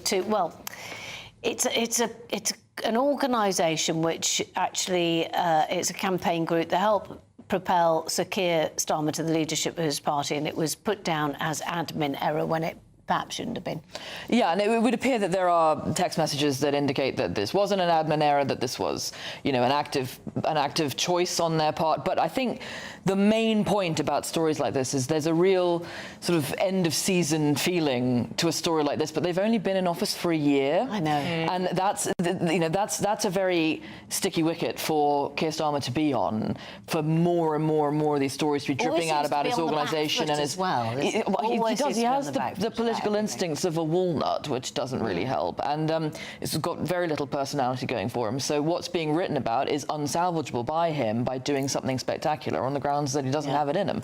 But this is just another story. I mean, this could actually be a criminal investigation. It isn't at the moment, but there is potential for it to be a criminal investigation. I think the Electoral Commission had originally said that there was nothing going... And there was a fine, and they were fined for something. I can't remember who they were fined for this. But there's a lot of donations that went into Labour together. There was a lot of money that they raised and a lot of question marks over some of the messages around talking about the Electoral Commission that the Electoral Commission won't like. Whether it should have been done. Averaging one scandal a month at the moment. But Norman, let's go on... One week almost, actually. Been picked off one a week by the Mail. Let's go on to brownfield sites, shall we? Yes, this is the house builders who are always complaining they haven't got any land and they want more land to be released in greenfield sites. Yeah. Actually, well, the truth is 54% of brownfield sites have got planning permission already. They're shovel-ready and they're not building on them because it's more expensive and more of a hassle for them. So they keep pressurising the government with some success, I think, to release greenfield sites. Well, they're saying greenfield, green belts as well. Sites. Green belts doing that. Which is quite shocking. And house builders are building for profit. Of course they are, but the government should constrain what they're doing because what they're doing is building on greenfield sites 3 4-bedroom houses that nobody really wants instead of dealing with local needs and local starter units, which people actually do need. I think part of the problem that the developers have, though, is when you develop a brownfield site, you're heavily reliant upon the government for the infrastructure that goes in around it. New tube stations, roads, sewage systems in areas that haven't previously had them for domestic usage. And the government can't build things. The government genuinely in this country cannot build anything. So they are hesitant to build in areas where there is such a reliance upon the government to hold up their side of the bargain. Well, there are brownfield sites, to be fair. There are brownfield sites in urban areas, which, for example, all gas works on, so on, which could be developed instead of the field out there, which is presently part of the countryside. And you look at some of them. Just very briefly then, Lauren, UK branded worst in Europe for drug prices. Yeah, so this is a story on the front page of the FT today about Eli Lilly joining other pharmaceutical companies raising concerns about UK drug pricing. And this is going to be a problem for the Labour Party in government because they spent years talking about how dangerous it was for the Conservative Party to want to privatise the NHS. The real privatisation problem in the NHS is drug prices, and these companies are pulling investment from the UK because our prices are too low. OK, Lauren, Norman, you'll be back next hour. Now it's time for the weather with Ahana.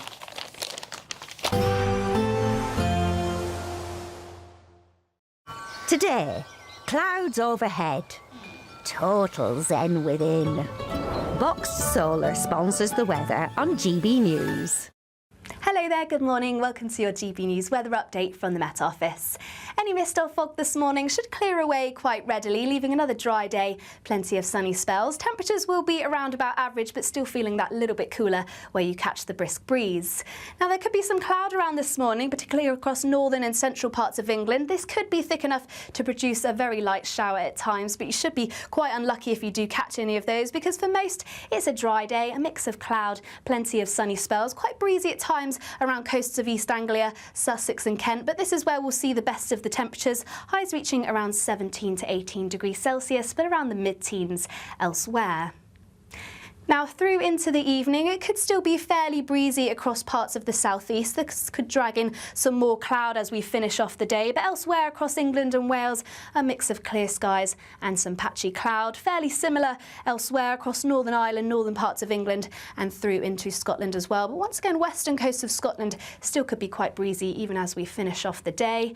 And through the course of the night, it should remain mostly dry, but we could still see plenty of clear skies. And with light winds, that means we're likely to see some more mist and fog develop, particularly as we head our way towards dawn, mainly around rural areas and through into any valleys. But more clouds starting to push into the southeast, so not turning quite as chilly here and leading into a bit more of a cloudier start. But once again, under any clear skies, we could see some isolated frost develop, but most towns and cities remaining in the mid to high single figures. So a mostly bright start as we head into Thursday. More cloud across the southeast, but this should lift and break, particularly as we head into the afternoon. Still fairly breezy around southeastern coasts and similar across western coasts of Scotland. Quite breezy here with some more cloud feeding through. But for most, it's going to be a dry day. Plenty of sunny spells and still feeling pleasant in the sunshine with highs reaching around 18 to 19 degrees Celsius. Today, clouds overhead, total zen within. Box Solar sponsors the weather on GB News.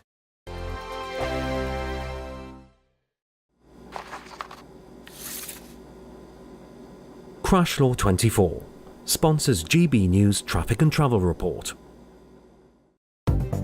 Good morning. This is the latest AI travel news from gbnews.com. The M8 westbound exit slip at junction 25A is closed due to essential overnight roadworks. Road users should follow the signed diversion route and allow extra time for their journey. The M25 anti-clockwise between junction 26 and junction 25 has a road traffic collision, closing one of 4 lanes. Currently, delays of 15 minutes are expected, with normal conditions anticipated between 11 and 11:15 this morning. And on the trains, there are no services running to or from Stansted Airport on cross-country and Greater Anglia lines. Stay informed and plan ahead for a smoother commute. For more travel news, go to gbnews.com. Crash Law 24 sponsors GB News Traffic and Travel Report.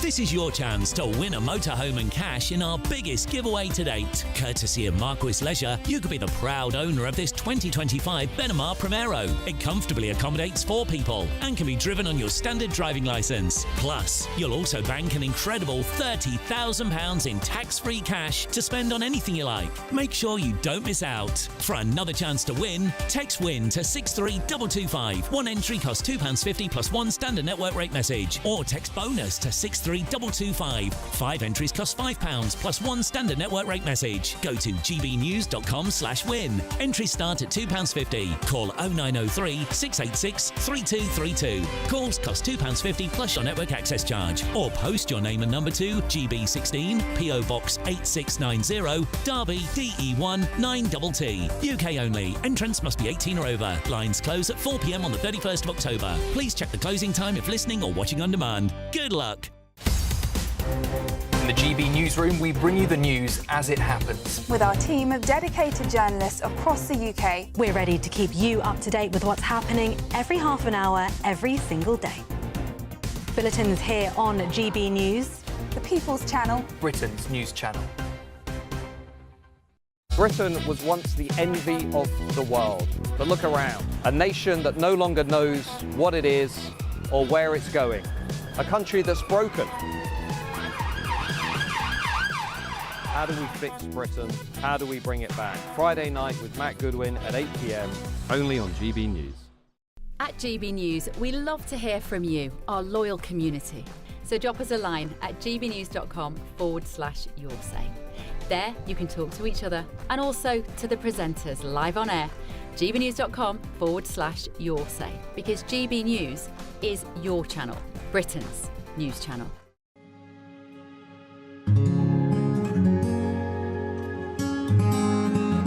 I think for far too long in this country, millions of people felt as though they weren't represented at all by the establishment media.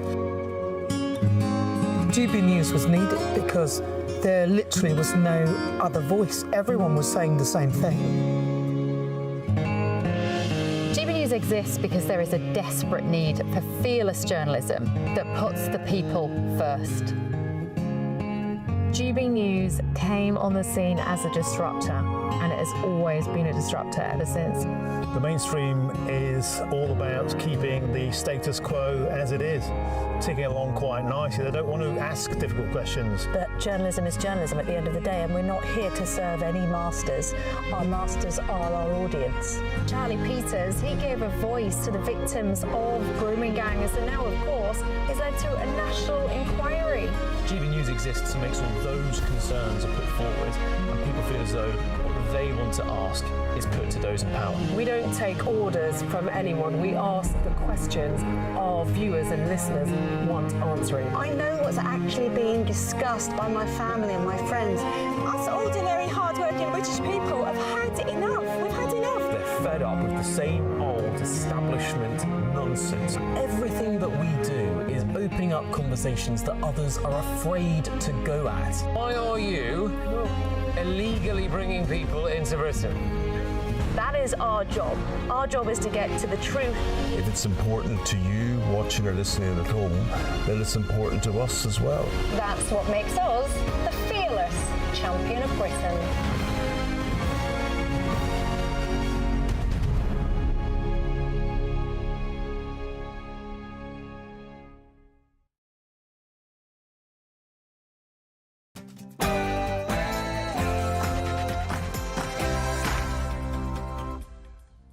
good morning. Your countries are going to hell over migration. That's just one of the bold warnings from President Trump as he addressed the UN General Assembly. It's time to end the failed experiment of open borders. You have to end it now. See, I can tell you, I'm really good at this stuff. Your countries are going to hell. The US President also took the opportunity to reaffirm his views on London Mayor Sadiq Khan. I look at London, where you have a terrible mayor, terrible mayor, and it's been so changed. Now they want to go to Sharia law. All of this was before he hardened his stance on Moscow, telling Ukraine that if Russian jets get too close, they should shoot them down. Meanwhile, leaked emails reveal a top lawyer advised the Prime Minister's Chief of Staff, Morgan McSweeney, to describe £700,000 in hidden donations as an admin error. Lives were changed on that terrible day, including countless members of this school community. We will always be here to support you. The Prince and Princess of Wales have visited Southport to meet the school friends and families of victims from last year's horrendous attack. And the list of our biggest obsessions as a nation has been released. Can you guess what's taken that top spot, though?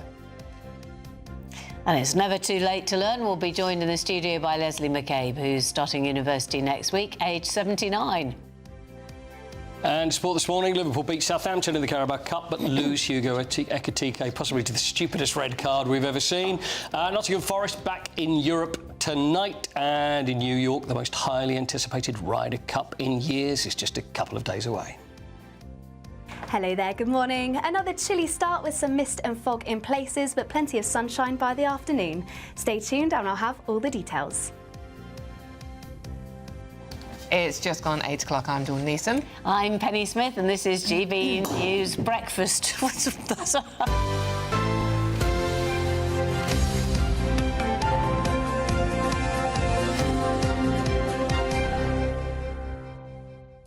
Yes, that noise is off, was Olivia Utley, political correspondent. Falling off the chair. Throwing something on the floor in the way that people do occasionally. Yes, did you mean to do that? Fury, yes, absolute fury. Not that we've just outed you live, Olivia, sorry about that. But listen, it's just one of those things that happens in live television, and it's what people like. We could have blamed Conti instead. It would have been She was actually throwing it at me, so I just sit here and pretend everything was fine. Absolutely. Missed. Okay. Let us speak to the Shadow Chancellor of the Duchy of Lancaster, Alex Burghardt, about, well, what's going on at the moment, and particularly about what's going on the front page of the Daily Mail. I was going to hold that up, actually, just in case. Oh, sorry, with an extra blue thing at the thing there. Email damns Starmer's top aid in £740,000 donations round. This is continuing on. I think this first came out, well, it was a while ago, wasn't it? And then it suddenly reared its ugly head a couple of days ago. Hello? Yes, that's right. Thanks ever so much for having me on. So what seems to have happened? Can you hear me? Yeah, we can. So what seems to have happened is that Morgan McSweeney, who's the Prime Minister's Chief of Staff, when he was running the Labour campaign group Labour Together, deliberately withheld information about donations that were made to his campaign body. And this is very serious, because Labour Together was the outfit that got Keir Starmer elected as Labour leader.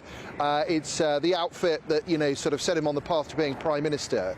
And it appears that the man who's now his Chief of Staff broke the law by deliberately keeping information about donors out of the public eye. We've got new information over the past 48 hours which has exposed this. We've published it online. Your viewers can see it on our website, the McSweeney Files, and we've written to the Electoral Commission and the parliamentary authorities to ask them to investigate, because once again it calls into question the judgment and integrity of the people right at the centre of the Labour project, only a few days after the whole Peter Mandelson, Jeffrey Epstein scandal. I mean, it does seem to be a bit of a witch hunt by the Conservative Party. You've been very, very strong in your criticism, understandably so. I mean, Labour are not covering themselves in glory by any stretch. But, I mean, the Conservatives weren't great at avoiding scandal either, were they? Oh, look, we we got kicked out of power, and we got a new generation running the party now. But when Keir Starmer became Prime Minister, he promised everybody, promised everyone in the country that he was going to run his government with the highest level of integrity and honesty. And I'm afraid everything that we've seen since then, from Lord Alley to Peter Mandelson to this, suggests that that was a total lie. So do you think Starmer has to go? I think that it's getting closer and closer to the Prime Minister himself, isn't it? That over Mandelson, ultimately he was the guy who signed it off. On this, he was supported by an organisation that appears to have broken the law. It's just getting closer and closer to the Prime Minister himself, and you can hear all the fractures opening up within the Labour Party now. Labour MPs openly calling for him to go, saying that this can't go on. It feels like the whole Starmer project is starting to crumble. Can we talk to you about, just very briefly, about the Liberal Democrat conference, which has barely made a dent on the newspapers, well, at any stage in the last few days, and how the Liberal Democrats, and actually, to be fair, all the parties, just obsessed with Nigel Farage? Yeah, and I'm afraid I haven't followed the Liberal Democrat conference very closely. And I think Ed Davey sort of gets involved in all of these publicity stunts to try and get himself publicity. I'm not very interested in getting Ed Davey publicity. OK, just finally, can we ask you a few questions about what Donald Trump has said about the United Kingdom, in particular London? Yeah, sure. He says that, basically, end open borders, stop importing criminals, defend your sovereignty, fight Islamist extremism, stand up for Christianity. Lots of those comments resonating with many of our viewers and listeners now. But under the Conservative watch, many of these things started. I mean, the migrants in hotels, for example. You've got a lot to answer for as a party. Look, there are a lot of long-running problems, but the Conservative Party now has set out the most detailed plans of any political party about how we solve these problems. And there was a lot of interesting stuff in what the President said yesterday. I was particularly interested in what he was saying about Ukraine, about what he was saying about how he thinks that Ukraine can fight back against the Russian invasion, but also that the Europeans have to play their part and stop buying Russian oil and gas, which I think is absolutely right. About a fifth of the gas that goes into Europe at the moment is still coming from Russia. If the President is saying that the Americans will do more to support Ukraine if the Europeans play a bigger role, I think that they need to step up and do that. So a lot of interesting stuff in what the President was saying, a lot of things that the Conservative Party would agree with.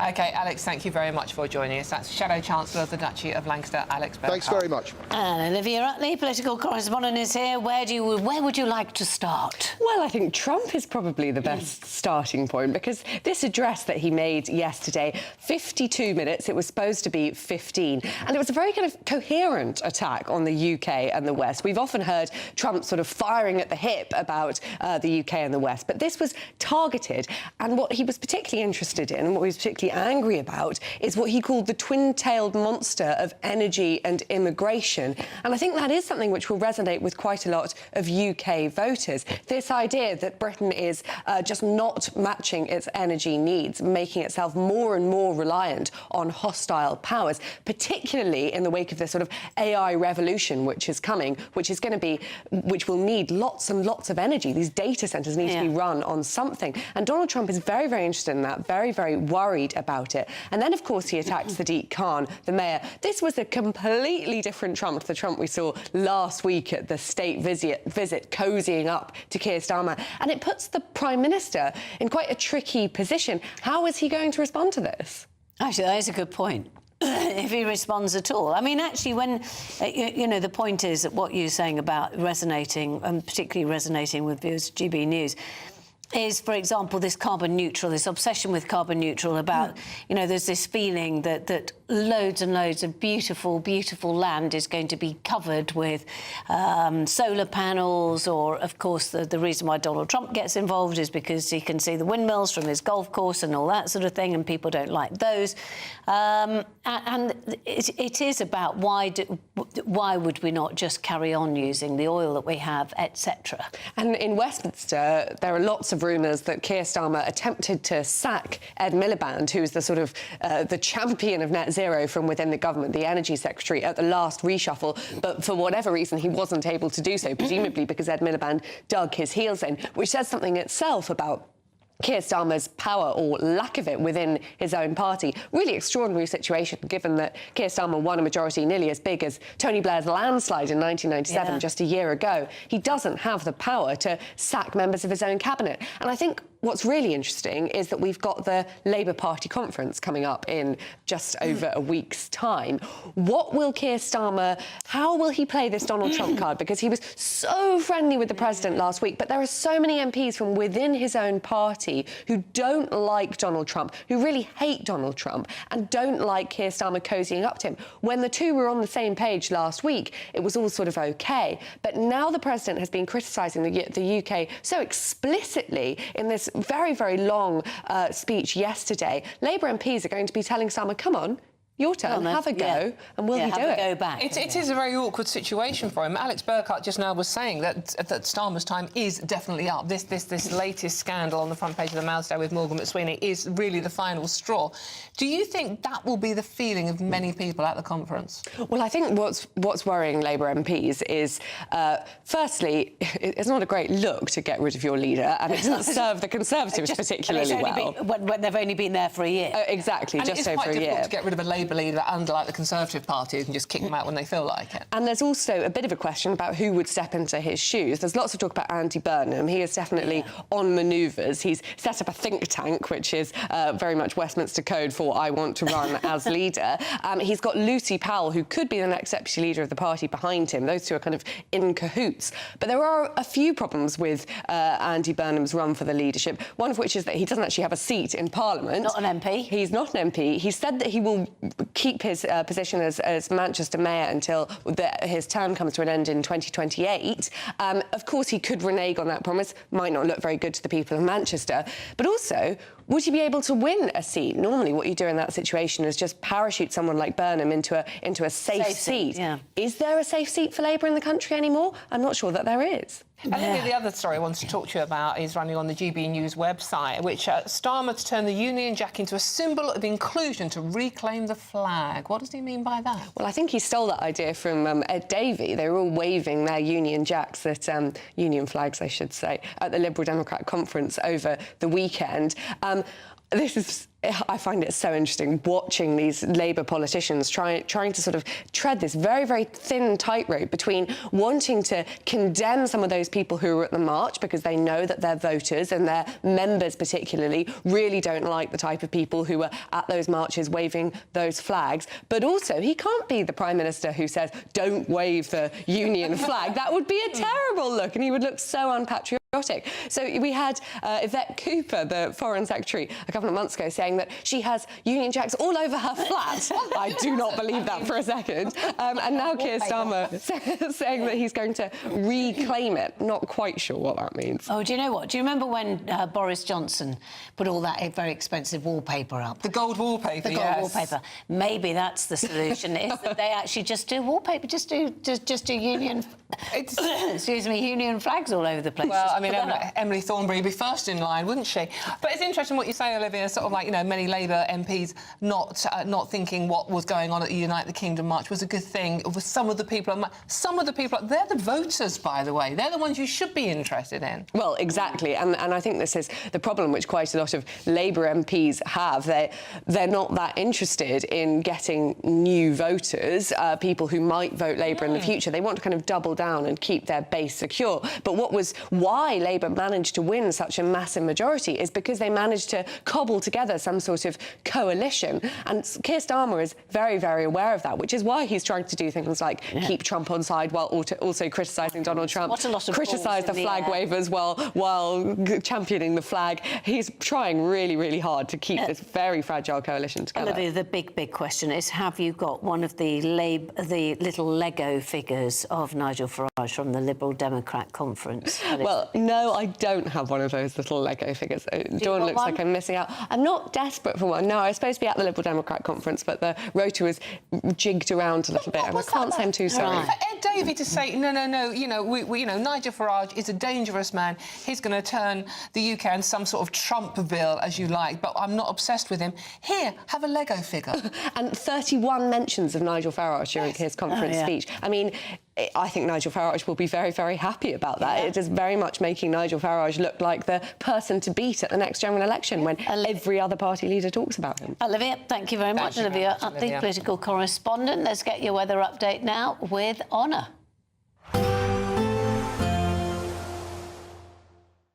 Expect warm spells with the odd rude interruption. Boxed Boilers sponsors the weather on GB News. Hello there, good morning. Welcome to your GB News weather update from the Met Office. Any mist or fog this morning should clear away quite readily, leaving another dry day. Plenty of sunny spells. Temperatures will be around about average, but still feeling that little bit cooler where you catch the brisk breeze.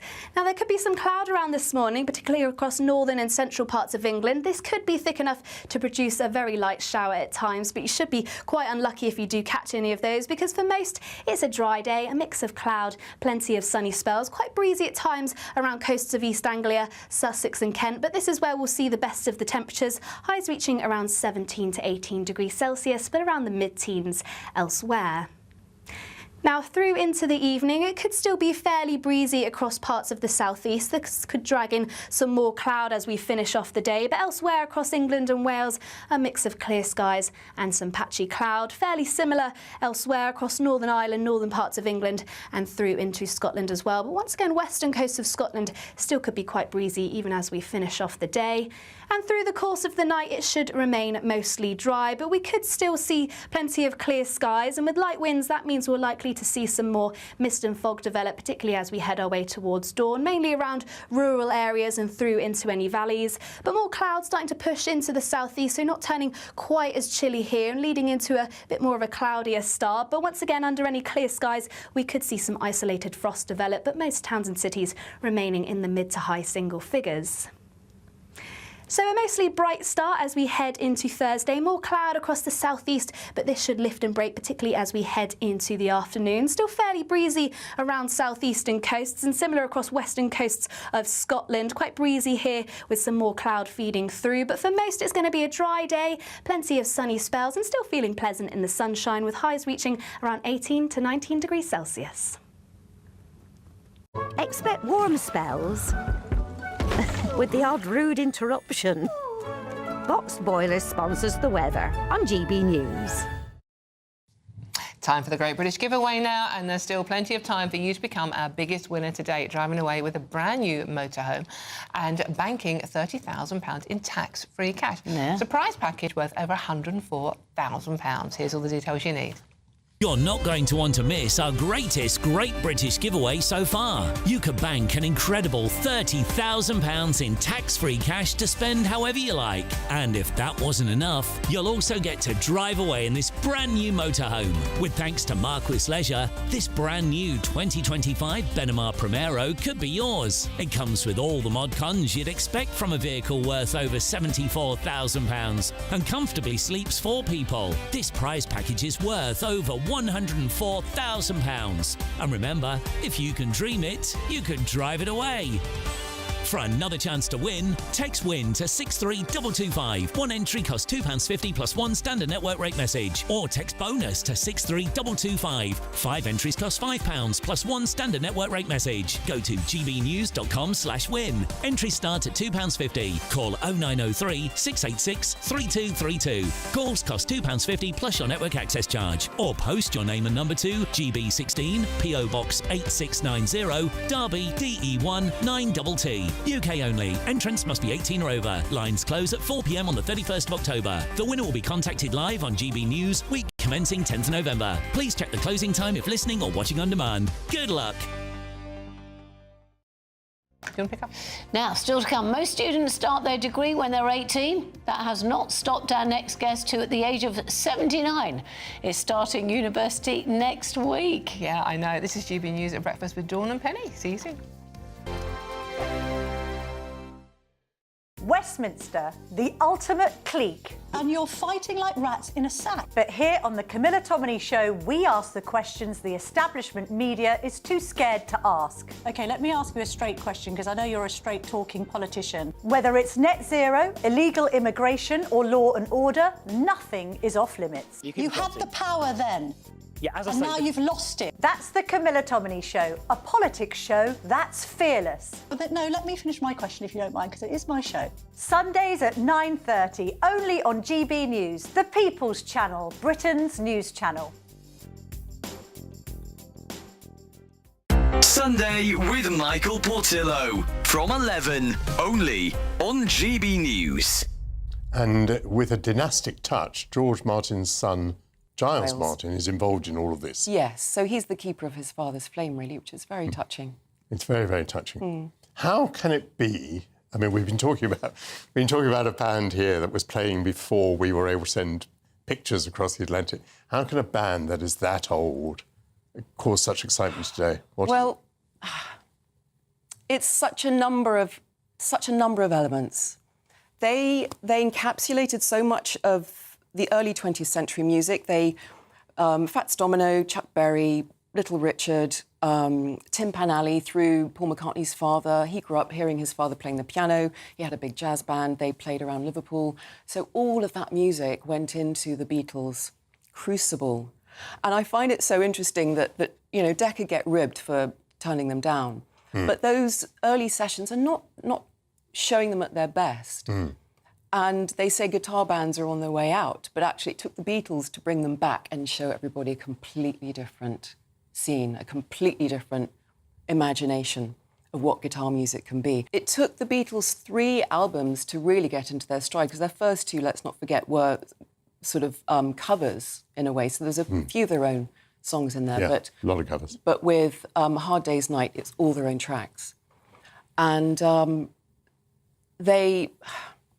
what can I say? The energy of them, the invention of them, when you watch Get Back, you see how much craftsmanship they put into constructing a completely unique song. That's the thing about the Beatles. Each song is so unique. There's no replication in any of their output. GB News, the People's Channel. Britain was once the envy of the world. But look around. A nation that no longer knows what it is or where it's going. A country that's broken. How do we fix Britain? How do we bring it back? Friday night with Matt Goodwin at 8 p.m, only on GB News.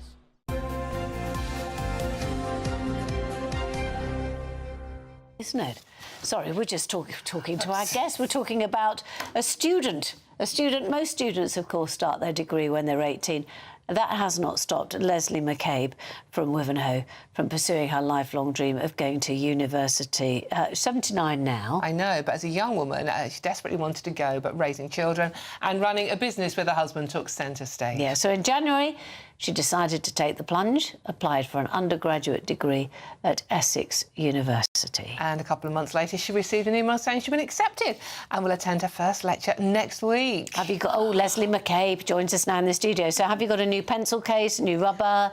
Yes, and I've got some exercise books, different colours for the different modules. Oh, excellent. Oh, God, I do that still for my... Congratulations. I'm absolutely really impressed. It's something that I think so many women of a certain age would love to do. So well done you. Are you nervous, though? I'm sort of partly terrified, but so excited because when I looked at what sort of the course I was doing, I just think, the first module I'm going sort of for module. Look at you, yes, I'm in there. I'm in the zone. Don't worry. Yeah, the first module is sort of crime and punishment nice. within the working classes.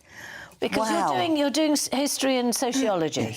Yes. So you're going to be looking at all the amazing things that have happened through history of crime. Yes. Yeah. Yes. Right from, I mean, when do they start? When do they decide history starts? Well, I'm not sure. I don't know till I get there. But that's the title of the module that is my first lecture. And, you know, the facilities at the university are fabulous. The library's fabulous. You think, wow. I just want to sort of keep my brain Soak going. up the knowledge. Yes. I'm just wondering about Fresh. Have you done Freshers Week? Hold on a second. It has been on, but I'm afraid... You didn't sign up for any clubs? To be honest with you, No. I think they'd probably look at me and think, well, what on earth is she doing in here? But no, they won't. No, of course not. No, they're actually as impressed as we are. So what made you decide to do university in particular? I mean, many people, when they retire, it's like, what do I do with my time? We want to keep our brains active, we do crosswords. But going to university is a big step. It is. But I've spent the last 12 years sort of volunteering at a local museum, the Nottage Institute.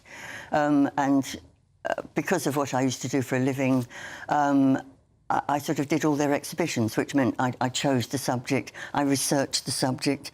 I was in graphic design, so I designed it all and then put it all together and sort of put it all up on the sort of boards in the institute. So I'm halfway there in a way because. So I'm just imagining you going into these lectures and kind of rearranging stuff and sorting it out and saying, do you know what? If you actually do this could be better, and I can design this so that means it looks more appealing. Giving them an education. Yeah. What do your family think of it? Your grandchildren, for example? Oh well, I think they're sort of. I think they're actually quite pleased, actually, because it's just different. It's just different. But, yeah. But yeah. What do you actually want to do? I mean, do you want to do anything with it? Is this something with a view to? Is there an end view, as in, you know, I could do that and then I could go and, I don't know, volunteer at something or whatever? Well, that's the future. I don't know, and who knows what the future's going to be. And I'm in it for the long haul. I've got that for 3 years. A friend of mine who's just finished a degree, she's sort of a lot younger than me, but I think the university have asked her to be sort of an ambassador for the university for older students. Yeah. And I actually asked the head of department when I went down there for one day to look round. I said to him, "What made you let me come?" Yeah. He said, "Well, because you're interesting." Interesting and interested as well. Yes. Excellent. So you're moving into the digs. Obviously, you're going to be sharing a room. No, I'm living at home. I know you are. Down the pub, 10 pints of snake bite a night. I mean, when you think back to when you were younger, how much do you regret not going to university then?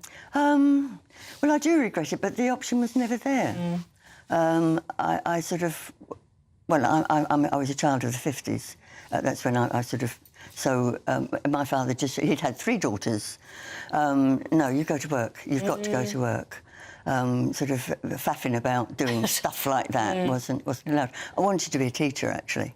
But, OK, it didn't happen. But it's just... Education is what you keep... You've got to keep... Learning more. Now, I think we've got a picture that we'd just like to show. I think you might know some of these people. Well, yes. Yes, exactly.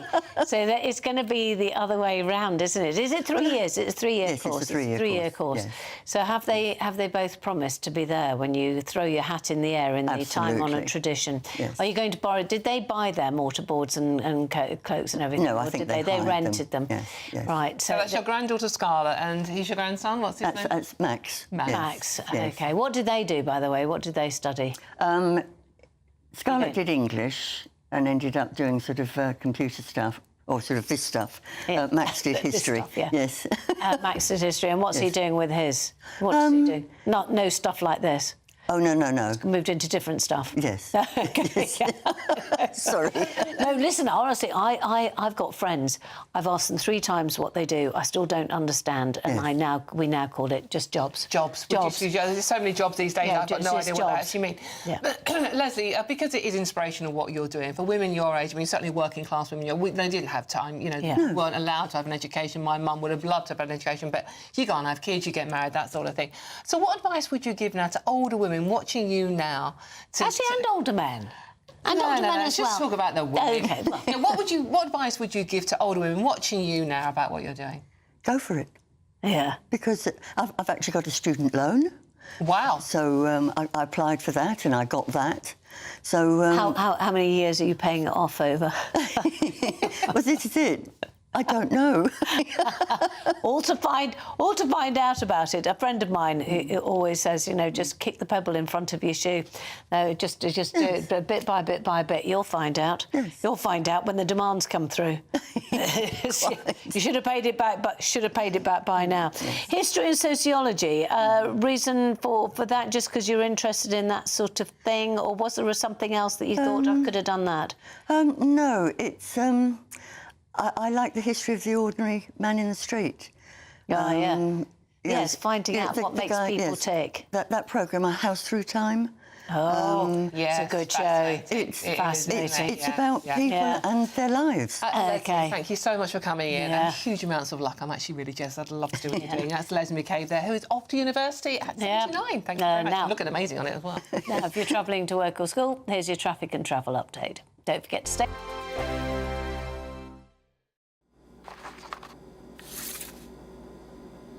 Crash Law 24 sponsors GB News Traffic and Travel Report. Good morning. This is the latest AI travel news from gbnews.com. On the M8 westbound, the exit slip at junction 25A is closed for overnight roadworks. Diversions are in place, so drivers should allow extra time for their journey tonight. On the M18 northbound, there's an incident between junctions 3 and 4 near Doncaster, causing delays with one lane closed. Congestion persists on the A38 southbound between the A6 and the A52, adding 15-minute delays. The M11 northbound exit slip at junction 7 is experiencing congestion with 10-minute delays. And on the trains, cross-country and Greater Anglia services to and from Stansted Airport are disrupted. For more travel news, go to gbnews.com. Crash Law 24 sponsors GB News Traffic and Travel Report.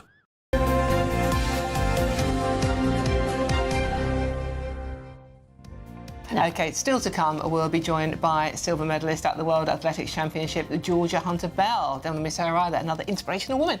This is GB News Breakfast with Dawn and Penny. Decisions made in Washington aren't just shaping America, they're shaping Britain too. From migration to global security, from crime to health. Whatever happens in the White House today will be felt in your town or city tomorrow. That's why The Late Show is live from Washington, D.C. Cutting through the politics to show you what it all means for Britain. The Late Show live every night at midnight. Only on GB News, Britain's news channel. Westminster's full of talk, but out here, it's the real world. Am I allowed to talk now? No, that's it. This is where it matters, real people and real lives. That's what politics is all about. The fact has Trump made a good start?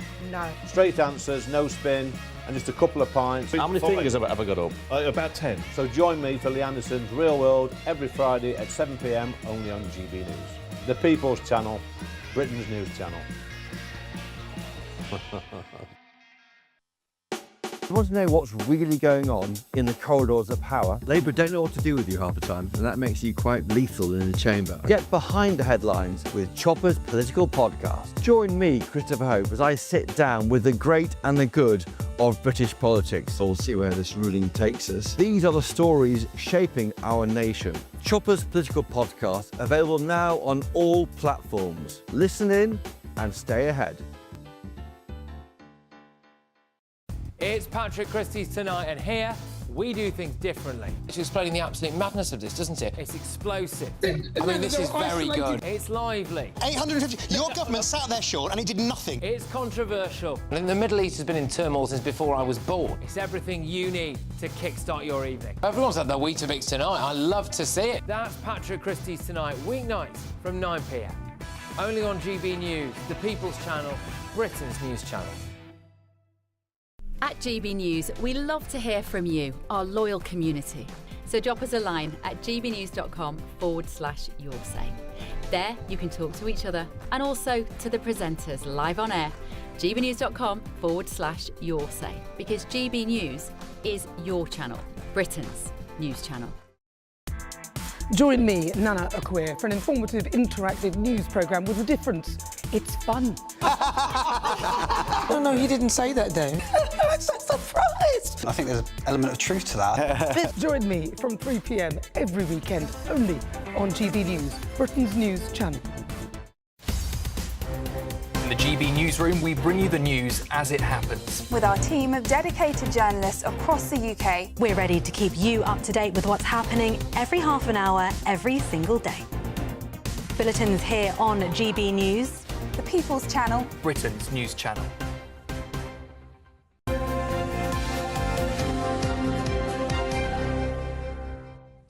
Welcome back. It is 8:34 and it's time to go through all the latest sports with the wonderful Paul Coit. Oh, thank you very much. OK, all right, it's Coity. I'll take away the wonderful. Tonight there are some games going on in the Carabao Cup. Manchester City will play Huddersfield, Newcastle against Bradford, Spurs against Doncaster Rovers, and Port Vale versus Arsenal. So there are chances of maybe the odd upset, possibly, because we get teams changing, but we'll see how that goes. But more importantly than that, we talked about the World Athletics Championship, didn't we? I'm a huge athletics fan. In the 800 metres, we got silver and bronze. There was hopes that we were going to get gold and silver. Keely Hodgkinson bronze, and Georgia Hunter-Bell, who came in silver, who's been on the show before, and I'm so pleased is with us right now. Morning, Georgia. Morning, everyone. How are you doing? Really good. It's really great to see you. So when did you get back?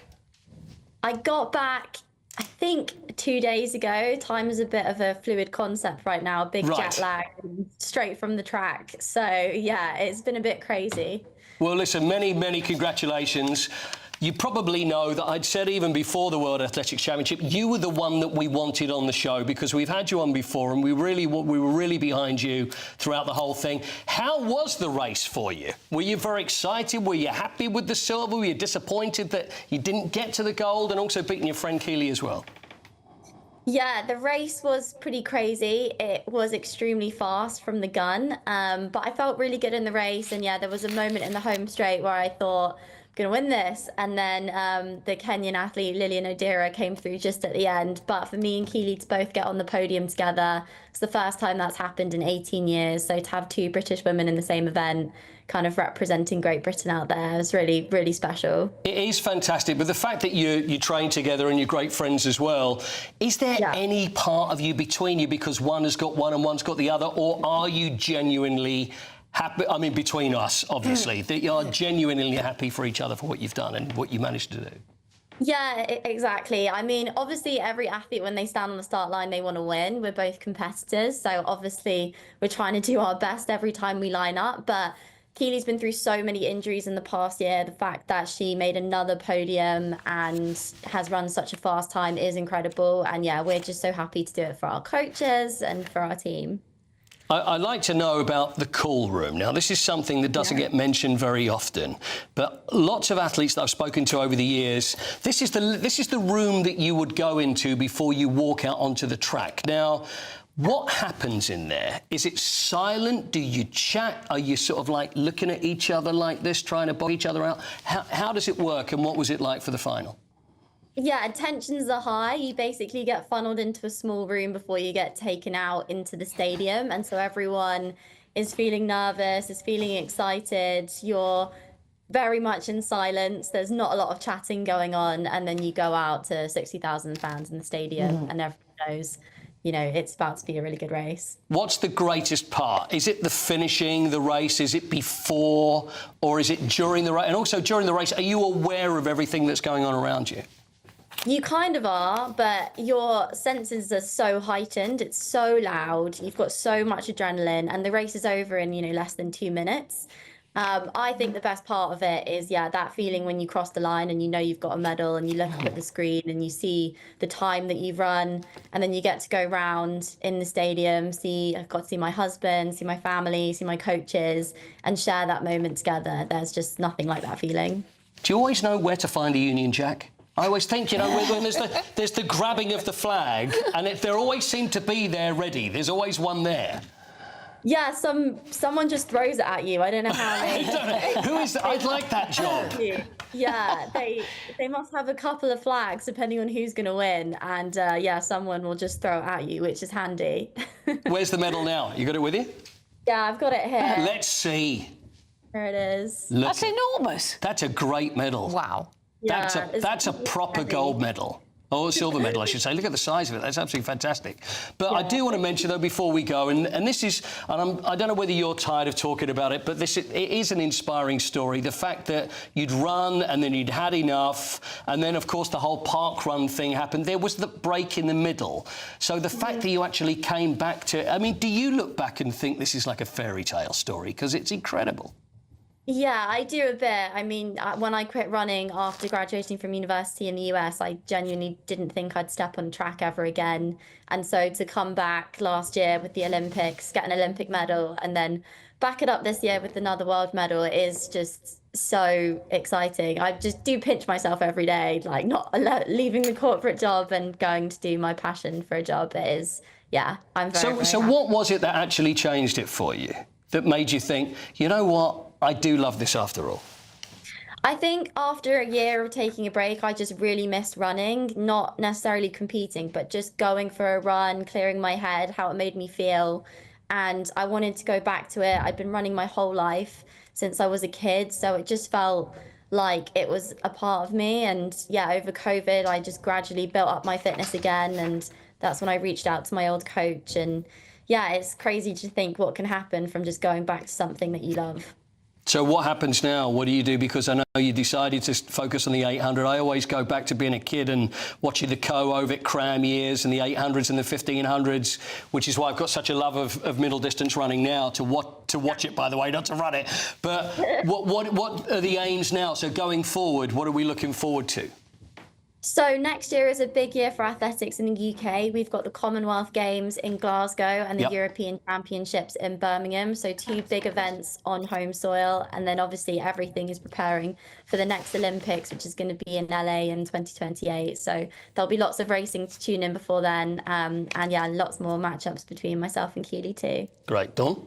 Georgia, I just want to ask you one question. There's a brilliant picture here on your Instagram of you tucking into a burger and chips afterwards, just to make us all feel a bit normal. You do have sort of like some bad habits as well, don't you? You're not completely perfect. The post-race meal is usually a McDonald's. Yeah, that's true. So we had to scope out about 3 a.m. in Tokyo. We were absolutely starving. We went straight from the track to karaoke, and then of course you're gonna need some. Love it. What was your song? What was your song there? We did Natasha Bedingfield Unwritten, which you can't start too high, is a really crucial tip. Right, OK, good. It's a good tip. I was going to have the running tips, but karaoke tips are always going to work for us. But listen, Georgia, it's always great to see you. Many, many congratulations. We're so proud of you. And it really was a great race to watch, and we will continue watching. I know it's going to be a tough winter, as it always is with athletes, but we look forward to seeing you next summer as well. Thank you so much, everyone. Thanks, take care. Bye-bye. Well done. Thank you, Mr. Coit. Oh, thank you, Coity. Wow. Now, still to come, what mother has been left fuming after her husband gave their children 007 villain middle names? Would you trust your partner with a middle name? That is next with Norman Baker and Lauren McEvitt. But first, if you're in search of some holiday sun, here's the forecast for some of the top European destinations.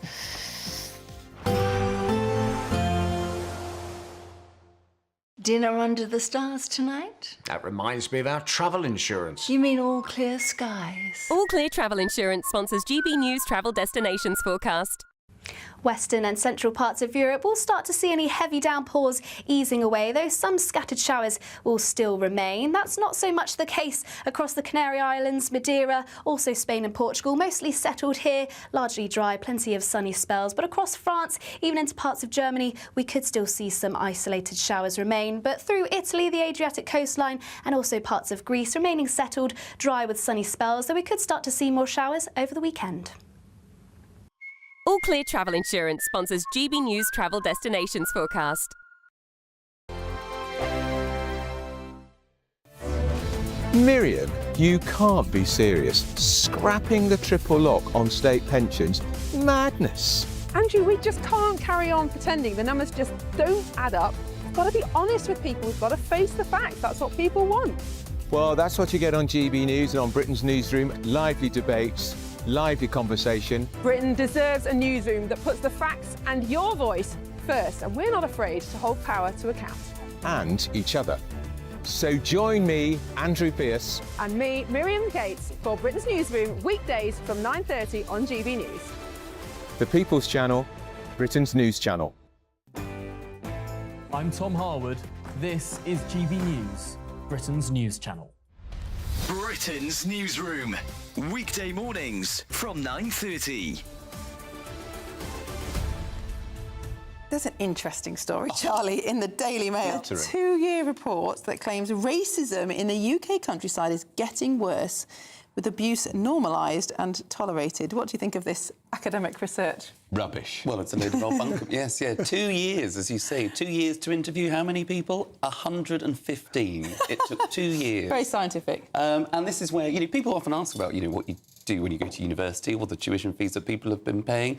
University of Leicester, where this report was undertaken, have funded this 2-year holiday spree, by the sounds of things, and cobbled something together at the end. 115 people, that's nobody. But they've asked the question about, do you feel that the countryside is effectively exclusive in any kind of particular way? Well, let me read this out. The report also claimed that non-verbal cues, such as incessant staring and unfriendly body language, made individuals from ethnic minority backgrounds feel unwelcome. And no Wellington boots. That's probably what they were staring at, yes. Walking shoes. I'm a man with certain vintage. I've never owned a pair of walking shoes. I haven't got walking shoes. I've got Wellington boots. I've never owned a pair of walking shoes. I've got a pair of wellies. Well, there you go. A pair of trainers. So we'd both be OK in the countryside. It does not impede on your appreciation of the countryside having walking shoes or not. Well, it depends how far you have to walk. It's pathetic. Haven't these universities got better things to do? Well, you would have thought so. But the idea that, the countryside is now all of a sudden racist, or the rural communities and our great countryside is all of a sudden exclusive, as I say, it's ridiculous. GB News, the People's Channel. I'm Michelle Dewberry, and this is GB News, the People's Channel. Join me, Nana Akwe, for an informative, interactive news programme with a difference. It's fun. No, he didn't say that, Dave. I'm so surprised. I think there's an element of truth to that. Join me from 3 p.m. every weekend, only on GB News, Britain's news channel.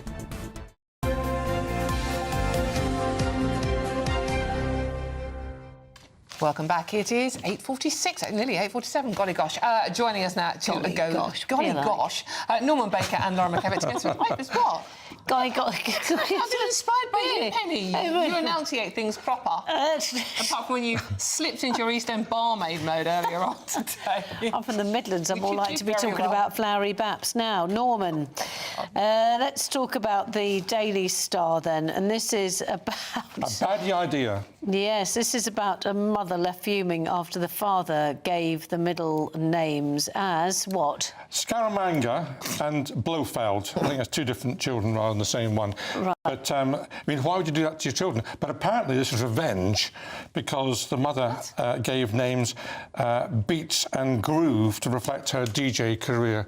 So, so their first name is Beats and Groove? Well, it's a middle name with the first name, but in any case, the idea of using children to kind of proxy award seems to me like a very bad idea for parents. So this is official? This is officially their registered name? Yes. Blofeld is a middle name, come on. Yes, indeed it is. I think in Sweden, from my memory of Sweden, They actually have a state organisation that bans you from calling your children stupid names. So we have a list here that you can't call your child after a rank in the military. Oh right. You can't. They'll just refuse to register. You can't actually call them Windsor, presumably. You can't call them after ranks and nobility. But I think it's then in the gift of the registrar whether or not they say, hang on a minute, I'm not doing that. So that's probably a bit of a liberal approach to whether or not silly names get through the net. Are these girls or boys, do we know? Good question. Well, Groove and Beach, I don't know what they are. Maybe they haven't decided yet. Blofeld sounds like a man, but maybe it isn't a boy. I mean, I don't know whether it is. How presumptive of you, Norman. It's just presumptive of me, but I think it's probably true. Perhaps they haven't decided yet. No, anyway, live and let die, I suppose. Oh. Bravo.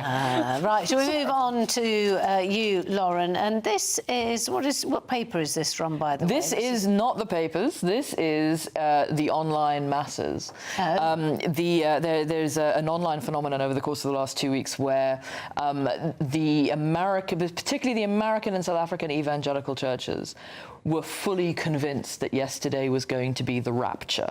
Oh, this is the day. This is the revelation. You know, all the true believers go up to heaven.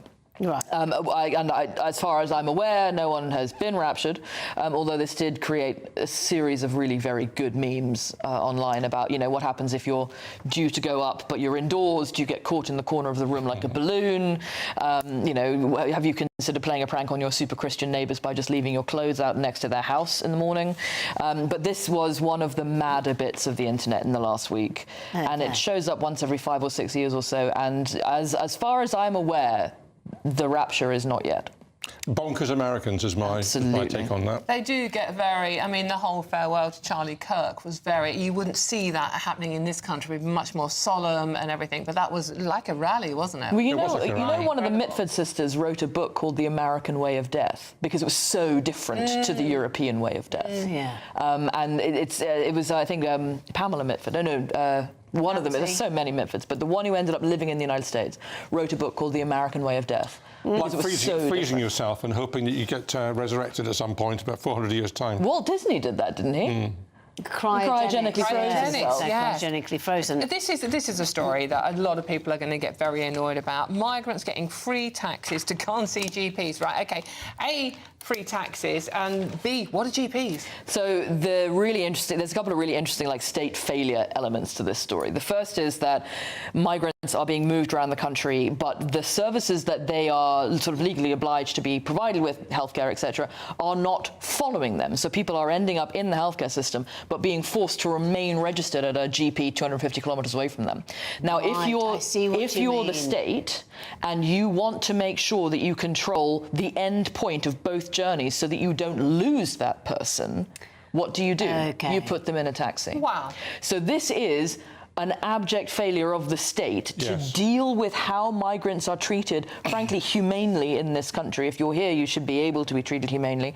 There are laws about how the NHS is obliged to treat everybody. And there are stories here coming out of people who are in £600 taxis because they have been moved where they're being where they're being resident in the United Kingdom.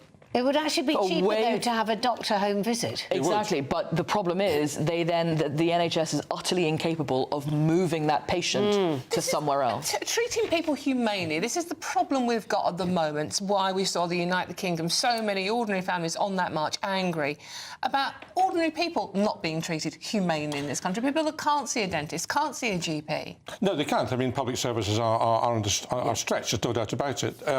Lauren's quite right, that's a state failure that people are in taxis over that distance. There's also a story, dare I say, in the Times about migrants who are having to, in temporary accommodation, having to plug in temporary kitchens and bathrooms, which is obviously not safe at all.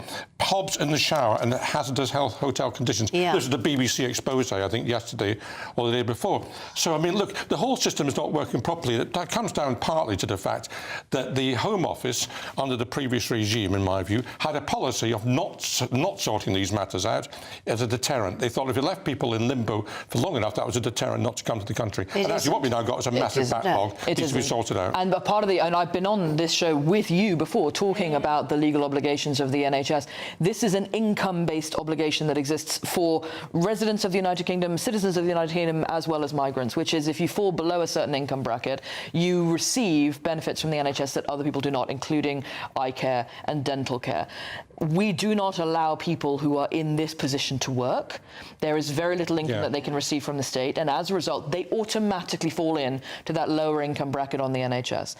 Now, there is a solid argument that dentistry should be a much wider category of benefit within the NHS, but that's a very different argument to people who are poor in this country being unable to access dental care. Yeah, just very briefly, we talked about the pills a little bit earlier on, just very briefly about the NHS. Which is, and it's about the issue with how much the NHS gets charged for tablets. It's how much the NHS is paying for tablets. So we have had in this country one of the most robust and beneficial to us systems for drug pricing in the world.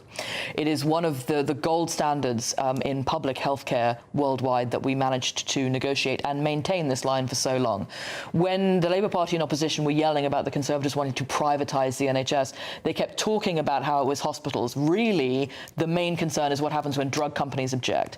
Drug companies are beginning to object because Donald Trump is putting pressure on them on drug prices, and they're removing their investment from the United Kingdom as a result. OK. Thank you very much. Thank you, Norman and Lauren. OK, now it's time for the weather with Honor Critic.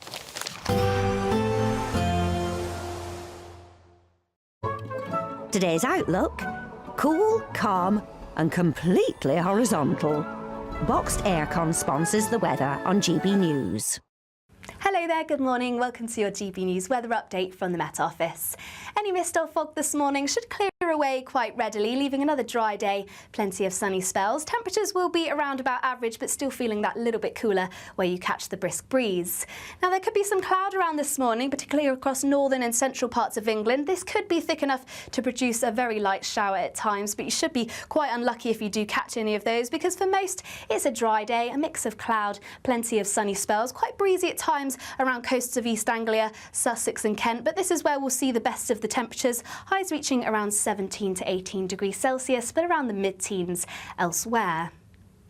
Now, through into the evening, it could still be fairly breezy across parts of the southeast. This could drag in some more cloud as we finish off the day, but elsewhere across England and Wales, a mix of clear skies and some patchy cloud. Fairly similar elsewhere across Northern Ireland, northern parts of England and through into Scotland as well. But once again, western coast of Scotland still could be quite breezy even as we finish off the day.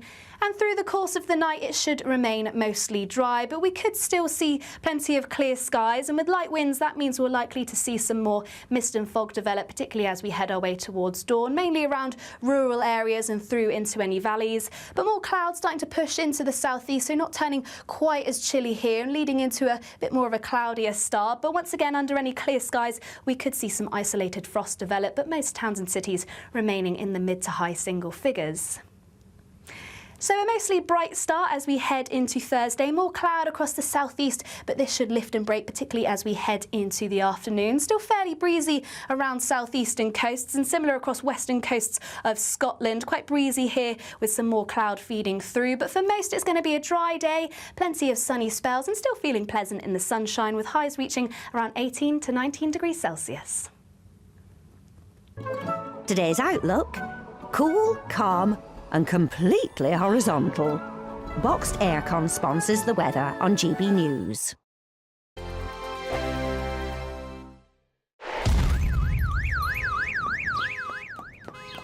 Crash Law 24 sponsors GB News Traffic and Travel Report. Good morning. This is the latest AI travel news from gbnews.com. The A1 at Bankton Junction in Trainant is restricted due to a road incident. The northbound on-slip is closed, so plan extra travel time. On the M18, a collision between junctions 3 and 4 is causing delays. In Devon, an accident on the A38 eastbound between the A379 and the M5 is leading to delays, with 1 of 3 lanes closed. Travelling on the M11 southbound between junction 6 and 4, expect congestion. And on the trains, cross-country and Greater Anglia services to and from Stansted Airport are experiencing disruptions. For more travel news, go to gbnews.com. Crash Law 24 sponsors GB News Traffic and Travel Report. You could bank an incredible £30,000 in tax-free cash to spend however you like. And if that wasn't enough, you'll also get to drive away in this brand new motorhome. This brand new 2025 Benamar Primero could be yours. It comes with all the mod cons you'd expect from a vehicle worth over £74,000 and comfortably sleeps 4 people. This prize package is worth over £104,000. For another chance to win, text WIN to 63225. One entry costs £2.50 plus one standard network rate message. Or text bonus to 63225. 5 entries cost £5 plus one standard network rate message. Go to gbnews.com/win. Entries start at £2.50. Call 0903 686 3232. Calls cost £2.50 plus your network access charge. Or post your name and number to GB16 PO Box 8690 Derby DE1 9TT. UK only. Entrance must be 18 or over. Lines close at 4 p.m. on the 31st of October. Please check the closing time if listening or watching on demand. Westminster's full of talk, but out here, it's the real world.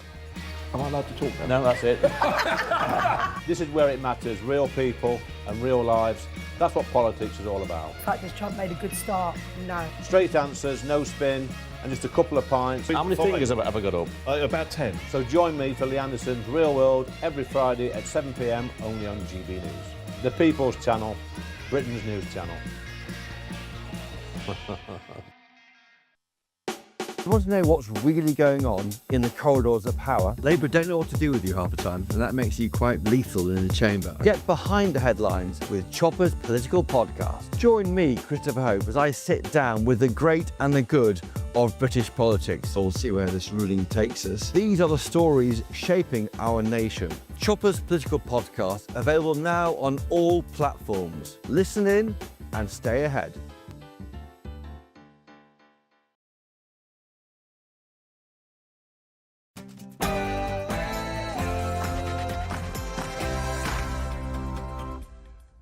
Good morning. Your countries are going to hell over migration. That's just one of the bold warnings from President Trump as he addressed the UN General Assembly.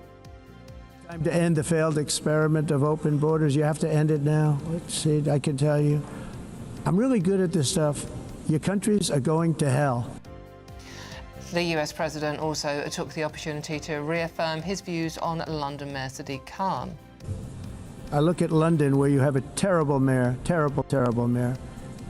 And it's been so changed. Now they want to go to Sharia law. Now, that was before he hardened his stance on Moscow, telling Ukraine that if Russian jets get too close, they should shoot them down. Meanwhile, leaked emails reveal a top lawyer advised the Prime Minister's Chief of Staff, Morgan McSweeney, to describe £700,000 in hidden donations as an admin error. Lives were changed on that terrible day, including countless members of this school community. We will always be here to support you. The Prince and Princess of Wales have visited Southport to meet the school friends and families of victims from last year's horrendous attack. And as the Duchess of York, Sarah Ferguson, becomes the latest to be tarnished by her connections to convicted paedophile Jeffrey Epstein this morning, we're asking, is it time the royal family disown her and Andrew? And the list of our biggest obsessions as a nation has been released. We will find out a little bit later on what's taken the top spot. Hello there, good morning. Another chilly start with some mist and fog in places, but plenty of sunshine by the afternoon. Stay tuned and I'll have all the details. Good morning, it's just gone 9 o'clock. I'm Dawn Neeson. I'm Penny Smith, and this is GB News Breakfast.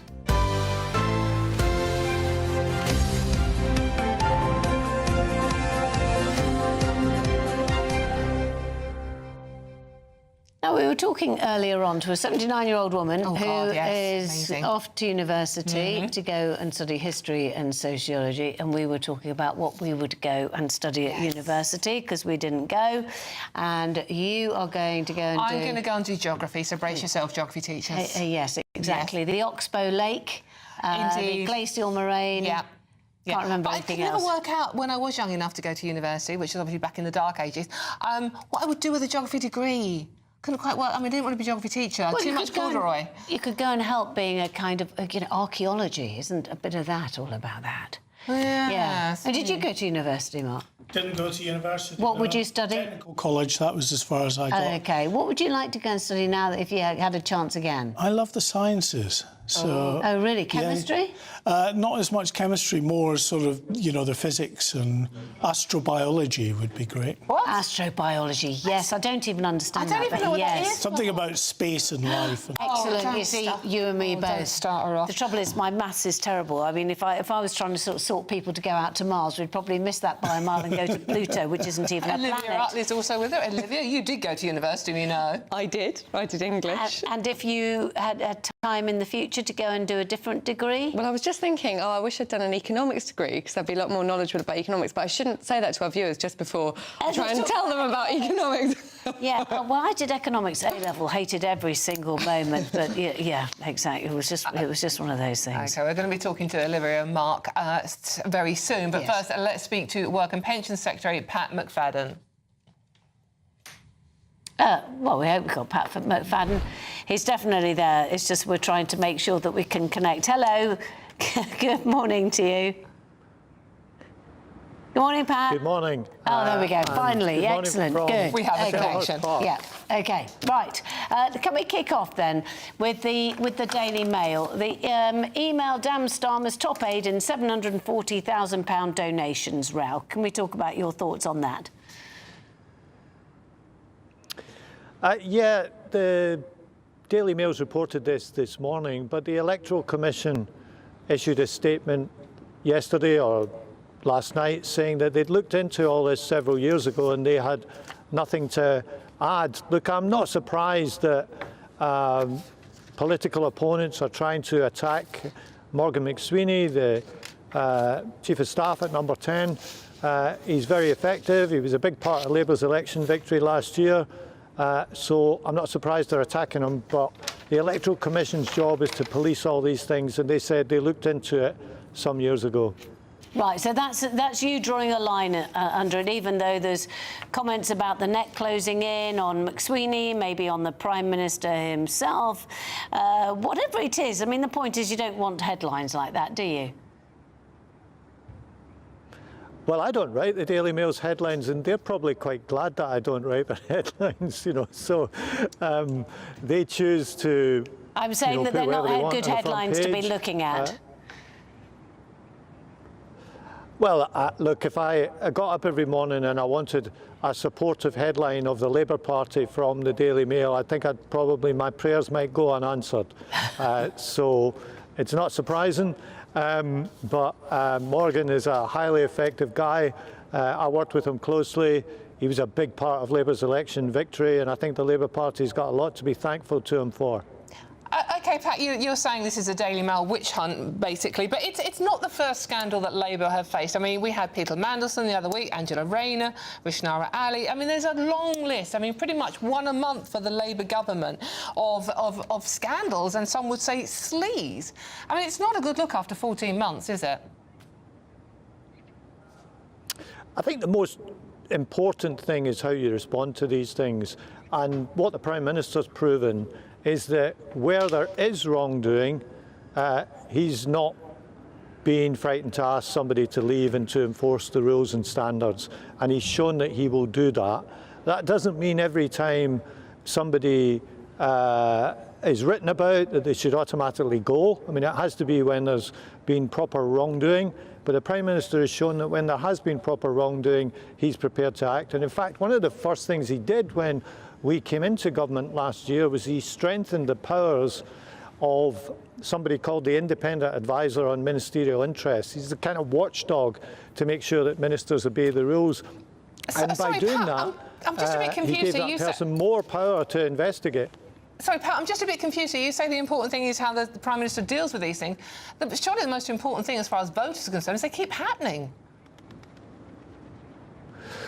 Look, I think they've always been part of politics. I do think how you respond to them is important. You might remember when Boris Johnson was Prime Minister, we had Priti Patel found to have breached the ministerial rules. Yes, and Who resigned? It wasn't Priti Patel. It was the independent advisor who resigned. So that's a pretty big contrast to the way that these things have been dealt with over the past year. Of course, and Pat, Labour were rightly the first to call out the wrongdoings of the Conservative Party, but now you seem to be doing even worse. As I said, sort of like 9-10 scandals in, what, 14 months? I don't think there's any comparison, and we've shown that where people fall short of the high standards expected, they're asked to step down. And that's a really big contrast to what was happening before the general election. OK, some would say, Pat, that people falling short of the high standards expected would apply to the Prime Minister. Should he step down? No, why should the Prime Minister step down? He's doing a good job for the country. Can I just, as you are the Secretary of State for Work and Pensions, actually tell us about the realities of the stories yesterday? Rachel Reeves urged to target pensioners in £6 billion tax raid, which is going to...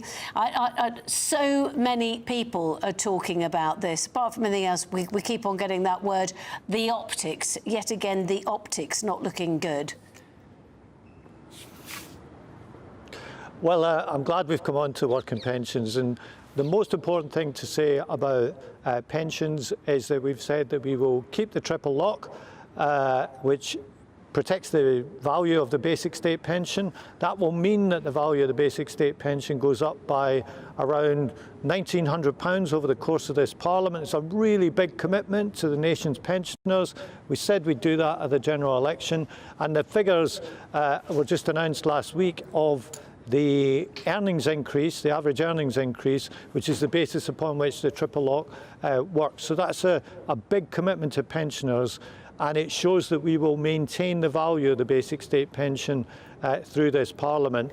And if we have time, I'll tell you why I'm at Crystal Palace Football Club this morning, which is the other part of my job, which is helping young people into work through youth hubs around the country, and we're putting £25 million more into them over the next few years, because the last thing I want to see as a cabinet minister, as a government minister, is young people graduating from school and going on to benefits. So we need to do a lot more to get young people into work. No, agreed. That is a brilliant initiative, and hopefully many young people will take advantage of it. Pat, while we've got you on, we obviously have to ask you about the story that's in all your papers today. Trump telling European leaders, in particular the UK, singling out the UK and London in particular, that your countries are going to hell because of Islamic migration. What are your comments on that? Well, I think we had a great state visit last week with President Trump. The economic partnership, the tech partnership, the security partnership between the US and the UK is really important. I don't share the views that he had last night about some of the things he said about the UK and about London, but I think the most important thing he said last night was to show stronger support for Ukraine against the terrible Russian invasion that we had a few years ago. And I hope that every politician in the UK will support Ukraine in a steadfast way. That's what we've done since we came into government. And I hope that that applies right across the piece, because they are fighting for their lives against a terrible Russian invasion, completely uncalled for and no justification for it whatsoever. OK. Pat, just finally, very quickly, do you think Trump is wrong to speak out how he did? Then he should keep his nose out of British politics and what's happening in London? No, I believe in free speech. The Prime Minister can make a speech, but I think we're also right to say that London, our capital city, is a great place. It's known around the world. We have British law here at Selhurst Park this morning, no other kind of law, and that's what applies in our capital city and throughout our country. Right, that's a comment about the fact that he said that Sharia law was happening here. Pat McFadden, Secretary of State for Work and Pensions, thank you very much. Thank you, Pat. Olivia Utley, political correspondent. He was being very careful there. Well, yes. To say that President Trump should keep his nose out of our politics. The point is, though, that actually President Trump has changed the rules around rather a lot of things since he's been in power. He absolutely has. And obviously last week we saw that much more traditional kind of press conference. We saw the Prime Minister and the President standing up together, cozying up to each other. Keir Starmer was sort of patting Donald Trump on the shoulder. They were very friendly about each other's countries. And then yesterday, less than a week later, Donald Trump just let rip, not just at the UK, but of Europe in general. He talked about the twin-tailed monster of immigration and energy. And I think what's quite interesting about this and quite worrying about this from the UK's perspective is this is one of the sort of most coherent attacks we've heard on the UK and Europe. And it isn't just Donald Trump, you know, shooting off at the hip and saying some random things. These are worries which the whole US administration have about the UK and Europe. They worry about immigration, particularly UK immigration, and they worry a lot about energy. They worry about Britain not having enough energy to meet its needs. Every single day of the state visit, Donald Trump talked to Starmer about fracking in the North Sea using that North Sea oil. He's deeply concerned about wind turbines, particularly because they ruin his view at his golf course. But this energy problem is very deeply felt, and Keir Starmer knows it. That is why he tried to get rid of Ed Miliband, his net zero secretary, at the last budget, the last reshuffle, but for some reason didn't manage to. Can do it, and is in charge. Olivia Artley, thank you very much. Now, following Donald Trump's warnings, GB News understands there will be a fresh surge of migrants crossing the Channel this weekend. So we are joined naturally by GB News Home and Security Editor Mark White. Mark, tell us more. Well, we're in a strange old situation weather-wise where we've had pretty appalling conditions largely in the Channel, even though, you know, we're in summer, so you would expect lots of flat cam conditions, but it's actually been quite windy. So that's meant on the few days where conditions have died down enough to allow crossings, we're getting huge numbers crossing. So not the sort of regular drumbeat of 200 or 300 every day, but actually, as we saw last Friday, 1,072 crossing in a single day. And this weekend, overnight on Thursday into Friday, the winds are going to die down again to allow a similar surge, and it's likely to last probably throughout the weekend. So we could see a very big surge over the weekend. Border Force are preparing for significant numbers to cross the Channel. I say significant numbers, even though we've had this bad weather. It's 32,000 for the year. We're only 4,000 shy of the number who crossed in the whole of last year. So within a few weeks' time, it's likely we are going to cross the total for the whole of last year. The fact that we have had a long, long, long hot summer, which has been, you know, conditions pretty much clear every single day. Well, but they haven't been.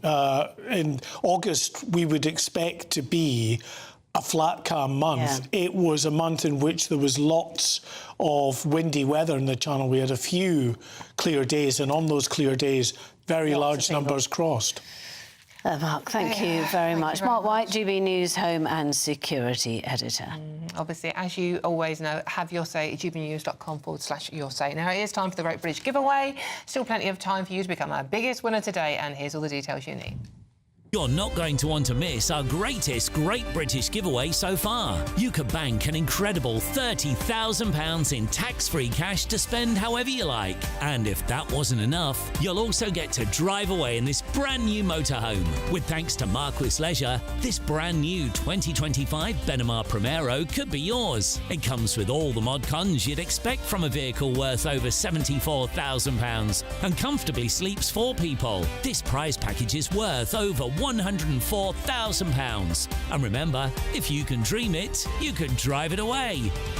For another chance to win, text WIN to 63225. One entry costs £2.50 plus one standard network rate message. Or text BONUS to 63225. 5 entries cost £5 plus one standard network rate message. Go to gbnews.com/win. Entries start at £2.50. Call 0903 686 3232. Calls cost £2.50 plus your network access charge. Or post your name and number to GB16 PO Box 8690 Derby DE1 9TT. UK only. Entrants must be 18 or over. Lines close at 4 p.m. on the 31st of October. The winner will be contacted live on GB News, week commencing 10th November. Please check the closing time if listening or watching on demand. Good luck.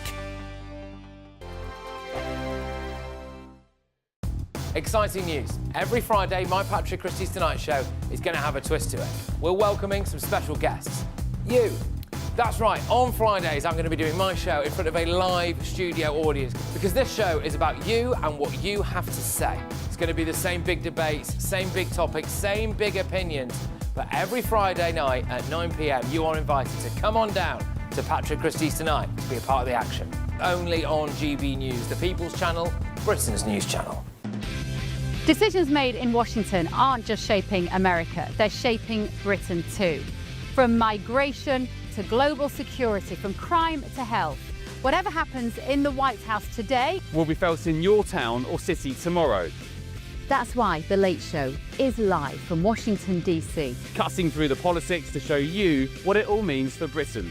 The Late Show live every night at midnight. Only on GB News, Britain's news channel. Westminster's full of talk, but out here, it's the real world. Am I allowed to talk then? No, that's it. This is where it matters, real people and real lives. That's what politics is all about. The fact that Trump made a good start, no. Straight answers, no spin, and just a couple of pints. How many fingers have I got up? About 10. So join me for Lee Anderson's Real World every Friday at 7 p.m, only on GB News. The People's Channel, Britain's news channel. From the school run to the home run, watch a new show for all of Britain. He can say whatever he wants. A straight-talking show where all voices are heard.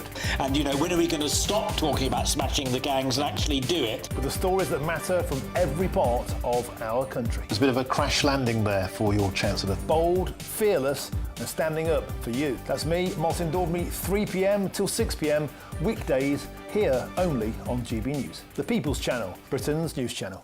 Britain was once the envy of the world. But look around. A nation that no longer knows what it is or where it's going. A country that's broken. How do we fix Britain? How do we bring it back? Friday night with Matt Goodwin at 8 p.m, only on GB News. At GB News, we love to hear from you, our loyal community. So drop us a line at gbnews.com/yoursay. There you can talk to each other and also to the presenters live on air. gbnews.com/yoursay, because GB News is your channel, Britain's news channel. Join me, Nana Akwe, for an informative, interactive news programme with a difference. It's fun. No, you didn't say that, though. I'm so surprised. I think there's an element of truth to that. Join me from 3 p.m. every weekend, only on GB News, Britain's news channel.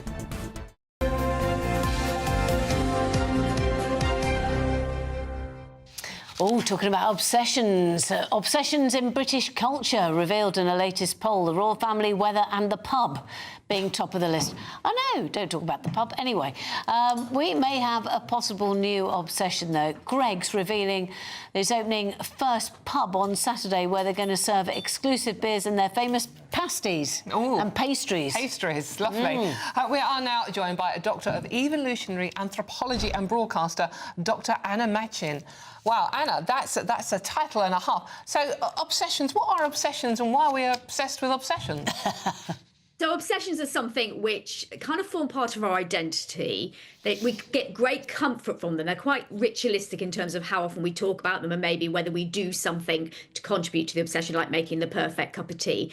But they're also things that we tend to share with other people. And therefore, it's a shared conversation and it's something that we can bond over when we meet them. OK, so what's the number one obsession? I'm guessing the weather? No, it's the royal family. Oh, really? Yeah. 53% of people said their absolute top one was the royal family. Weather comes in second at 50%. Right, and then third? Third is the pub. 49%. Right. Now, that one I understand, Penny, to be honest. Yeah, talking about the pub. And also, but I would also say sort of making the perfect cup of tea when you're standing by somewhere where you're making a cup of tea, I think is also pretty much an obsession, no?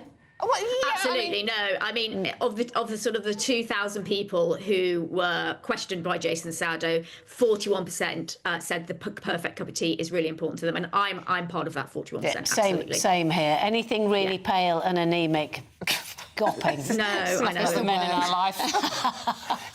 Anna, but obsessions can become dangerous. I mean, it's fun, you know. We talk about the weather, of course we do. We're British, but there is a tipping point when an obsession can become dangerous. How does that happen? Well, absolutely, it can take over your life. I mean, I must say this survey is all about the fun of obsession, so it's not about, you know, deep obsession. But absolutely, certainly, sometimes people's obsessions become all-consuming and they tend to control their life, and then obviously that's a real problem. But it's usually something to do with the fact that they have some form of addiction to whatever neurochemicals are released when we talk about our obsession. But this was very much a fun survey, and I think it's brilliant because it's a real snapshot of what it is to be British, I think. See, I'm wondering if the royal family, the reason why we like talking of the royal family is just Harry and Meghan. Let's not put too fine a point on it. Harry and Meghan, we've got lots to go on. We've got Kate and William. I mean, obviously the Duke and Duchess of York. There are lots of things to talk about. Oh, absolutely. And it's kind of like the drama of family life. It's why we like soap operas. It's the same kind of thing, is that we love talking about other people's personal lives. Absolutely, gossip, and we're absolutely cut out for gossip. Again, a massive bonding thing. So, you know, we don't know whether that percentage of people are talking positively or negatively about the royal family, but what they're saying is it's something that they think quite a lot about and something that they chat to their friends and family about. Anna, thank you very much. Yes, Dr. Anna Macon, Doctor of Evolutionary Anthropology, writer and broadcaster. That sounds very impressive, doesn't it? Okay. I know. Equally impressive is going to be Britain's newsroom, and that's coming up at 9:30 with Andrew Pearce and Miriam Cates. What have you got? Good morning. We're going to talk about the row that's going on after Ed Davey, the Lib Dem leader, said a Nigel Farage government would mean we'd have American-style mass shootings because he's going to change gun law, which Farage explicitly denies. The big story. Extraordinary thing to say, almost extraordinary as everything that Donald Trump said. So he's really set the cat amongst pigeons, hasn't he, criticising European leaders. But is he right? What is the point of the UN? We're going to be talking about all these things. We are, and we're going to be talking now about the weather.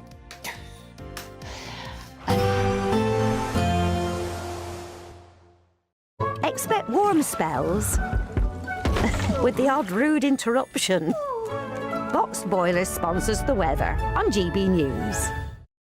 Hello there, good morning. Welcome to your GB News weather update from the Met Office.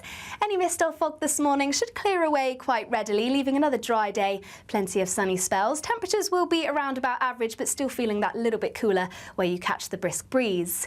Now, there could be some cloud around this morning, particularly across northern and central parts of England. This could be thick enough to produce a very light shower at times, but you should be quite unlucky if you do catch any of those, because for most, it's a dry day, a mix of cloud, plenty of sunny spells, quite breezy at times around coasts of East Anglia, Sussex and Kent, but this is where we'll see the best of the temperatures, highs reaching around 17 to 18 degrees Celsius, but around the mid-teens elsewhere. Now, through into the evening, it could still be fairly breezy across parts of the southeast. This could drag in some more cloud as we finish off the day, but elsewhere across England and Wales, a mix of clear skies and some patchy cloud. Fairly similar elsewhere across Northern Ireland, northern parts of England and through into Scotland as well. But once again, western coast of Scotland still could be quite breezy even as we finish off the day.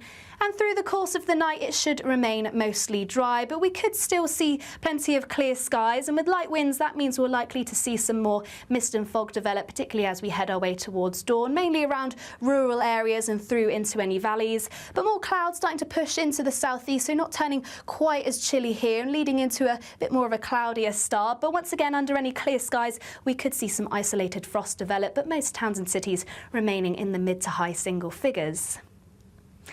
So a mostly bright start as we head into Thursday. More cloud across the southeast, but this should lift and break, particularly as we head into the afternoon. Still fairly breezy around southeastern coasts and similar across western coasts of Scotland. Quite breezy here with some more cloud feeding through. But for most, it's going to be a dry day. Plenty of sunny spells and still feeling pleasant in the sunshine with highs reaching around 18 to 19 degrees Celsius. Expect warm spells with the odd rude interruption.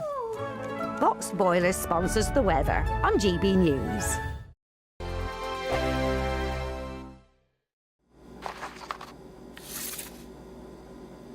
Crash Law 24 sponsors GB News Traffic and Travel Report. Good morning. This is the latest AI travel news from gbnews.com. Motorists on the A1 northbound at Bankton Junction in Trainent face delays due to an incident with the northbound on-slip closed. The M18 northbound between junctions 3 and 4 has major delays from an accident. Lane closures on the A38 eastbound near Devon cause over 1 hour delays. In Greater London, a collision affects the M25 anti-clockwise between junctions 26 and 25. Congestion affects the M271 southbound near Southampton. And on the trains, cross-country and Greater Anglia services to and from Stansted Airport are experiencing disruptions. For more travel news, go to gbnews.com. Crash Law 24 sponsors GB News Traffic and Travel Report. Britain's newsroom, weekday mornings from 9:30. Good morning, Graham. What's your view on the latest comments about the gender of the next James Bond? Should there be one? Well, there obviously should be a James Bond, but it should never be a woman. I think this is something that was in the media and the press some years ago that's kind of been dragged up to a degree. It's a nonsense. It was a nonsense when it was first spoken about some years ago, and it's just as big a nonsense now. It needs to be a 6 foot tall, dark-haired, strapping